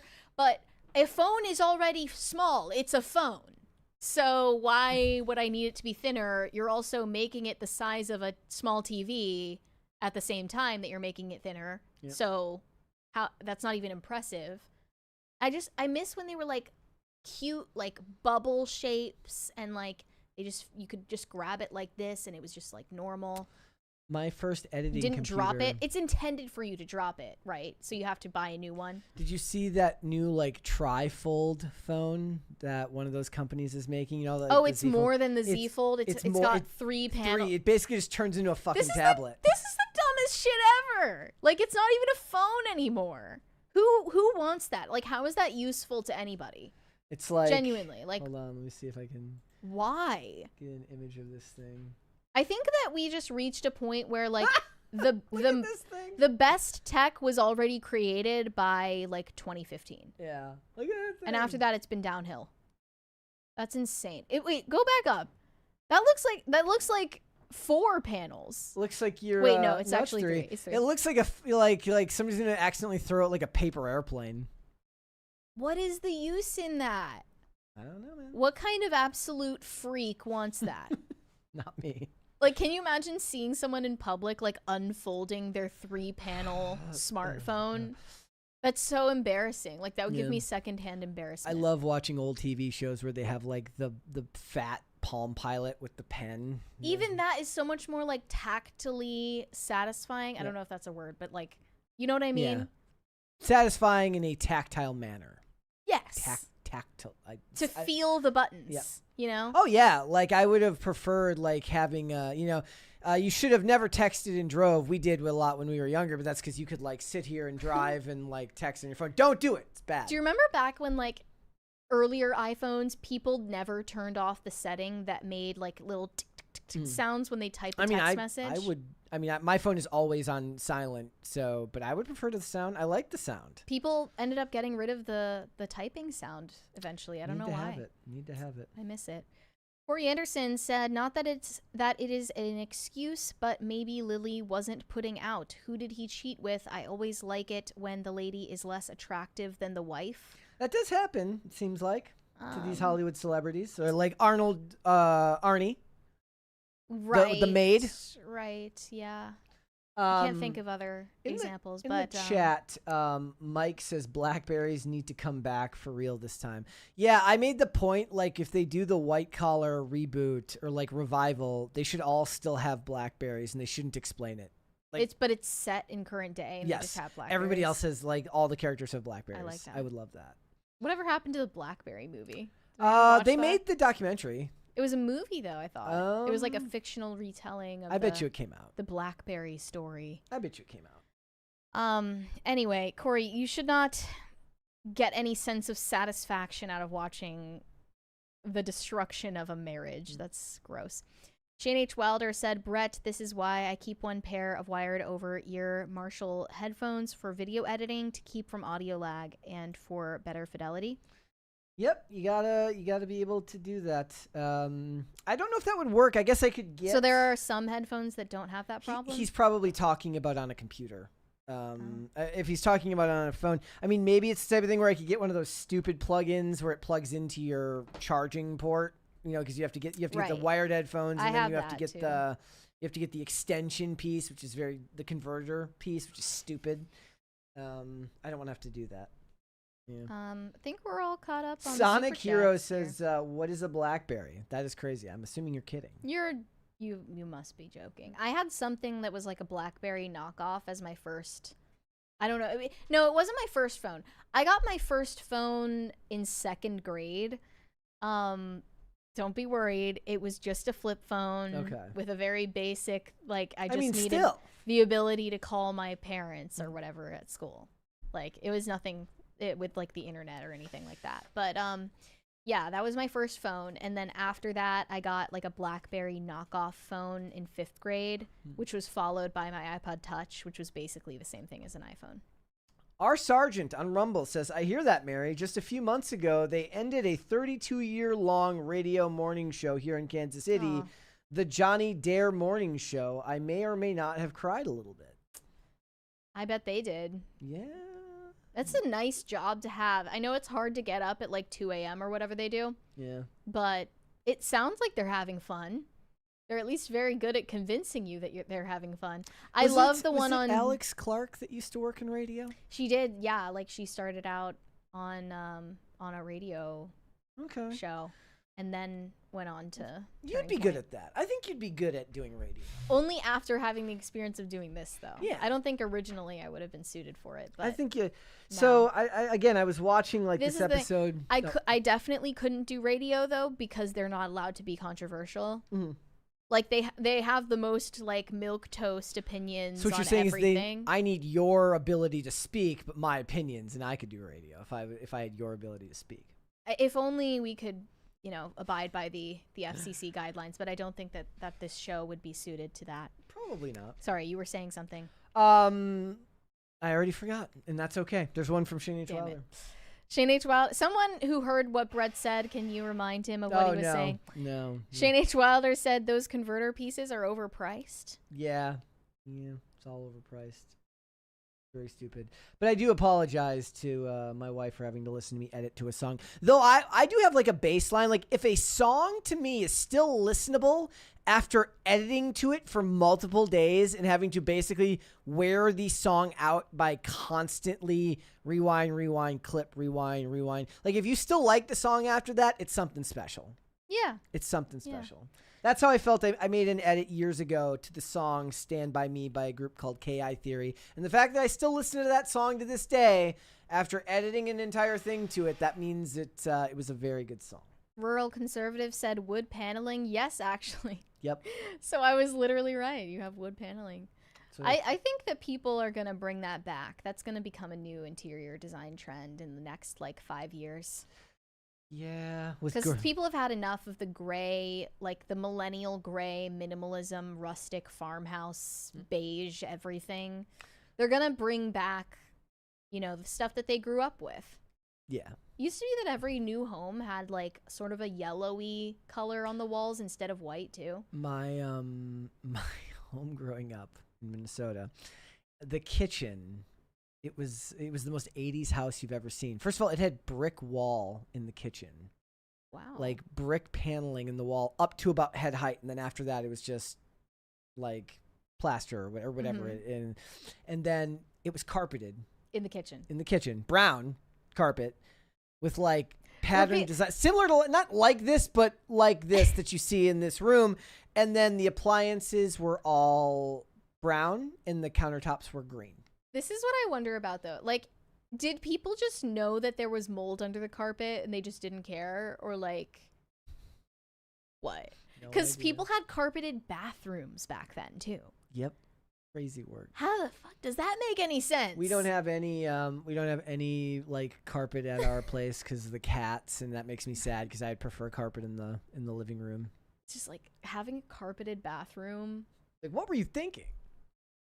I guess it's just there's mold, but you don't care because you're not looking at it. You're the hell with it. I don't know. Yeah. That was a bad decision. Yep. All right. Make sure that we're all caught up here, which I believe that we are. All right. And we got 2 crisis parties today. There we go. In the chat, Zen Wolf mentioned who had a T-Mobile Sidekick. I couldn't afford it. I wish I could have had one. That was before my time. With AIM on it, so I could have had my... It looks cool, though. Yep. I think they could bring that back in a smartphone version that looks less gay than the 3-panel fold. I think they could do that. Throwback tech. They brought back the Motorola Razr in a smartphone. Yes, they did. So, yep. Anything's possible. Guys, before we go, Would you hit the like button on this video, please, and subscribe to this channel if you are new here and you have not subscribed here yet already, please, and thank you. Remember to share the segments and everything out with everybody that you know if you want to help this channel grow. The best way that you can do that is to share all of the content out, get everybody talking about it, and leave a comment and leave a like on this video. We need to get the likes up in all the videos, so go ahead and do that. You have coffee to show. Yes, I do. I would be remiss not to pitch Mary's Ghost Blend to all of you. This is my flavor on castbrew.com. You can head there now and it's available. S'mores flavored, perfect for autumn and the campfire season. And I guess you should also buy 2 weeks till Christmas if you want to support a little bit. Like, mine is more important. It's coffee. It has my face on it. You don't really need any other pitch than that. And you can send me validation on Instagram at MaryArchived, or you can send me hate on X. That is also MaryArchived, and help me get TikTok famous. That is also MaryArchived, and I am going to be appearing on Timcast IRL this evening at 8 p.m., so I hope to see you there. All right. Guys, if you want to follow me, I am on Instagram and X at Brett Dasovic on both of those platforms. If you are listening to this podcast, perhaps, and you are not watching on YouTube or on Rumble, I want to let everybody know that I will be putting out a special Pop Culture Crisis PCC Weekend Update edition on Saturday at 5 p.m. I've been covering other stories that we've been putting out as segments on YouTube and on Rumble, and I want to make those segments and those stories available to all of the audio listeners as well. So I've put together at least 5 stories in there. It's over an hour long, so there will be, I don't know if this is going to be something that I'll be doing continuously going forward, but I've been spending more time recording additional videos, and I'd like to give everybody the opportunity to hear that content. So if you are listening to this audio podcast, you can look for that on Saturday at 5 p.m. I hope you will check it out. And if you want to follow the show, we are, what else did I say? We're live at 3 p.m. Eastern Standard Time. Yes, we are. Yes. And if you guys want to follow the show, we are on, I'm like lost right now. We are Pop Culture Facebook. Crisis Pod on Instagram. Pop Culture _ show on X. Pop Culture Crisis on Facebook. There you go. And then audio platforms, Spotify, Amazon Music, all that stuff. Leave a rating and a review on Apple Podcast and on Spotify. There are people who are right now on the live show right now that are spamming the chat. Shouldn't be doing that, guys. We will be back with another episode tomorrow. Stay tuned for Mary Tonight on Timcast IRL. We'll see you then. Bye. Bye, guys.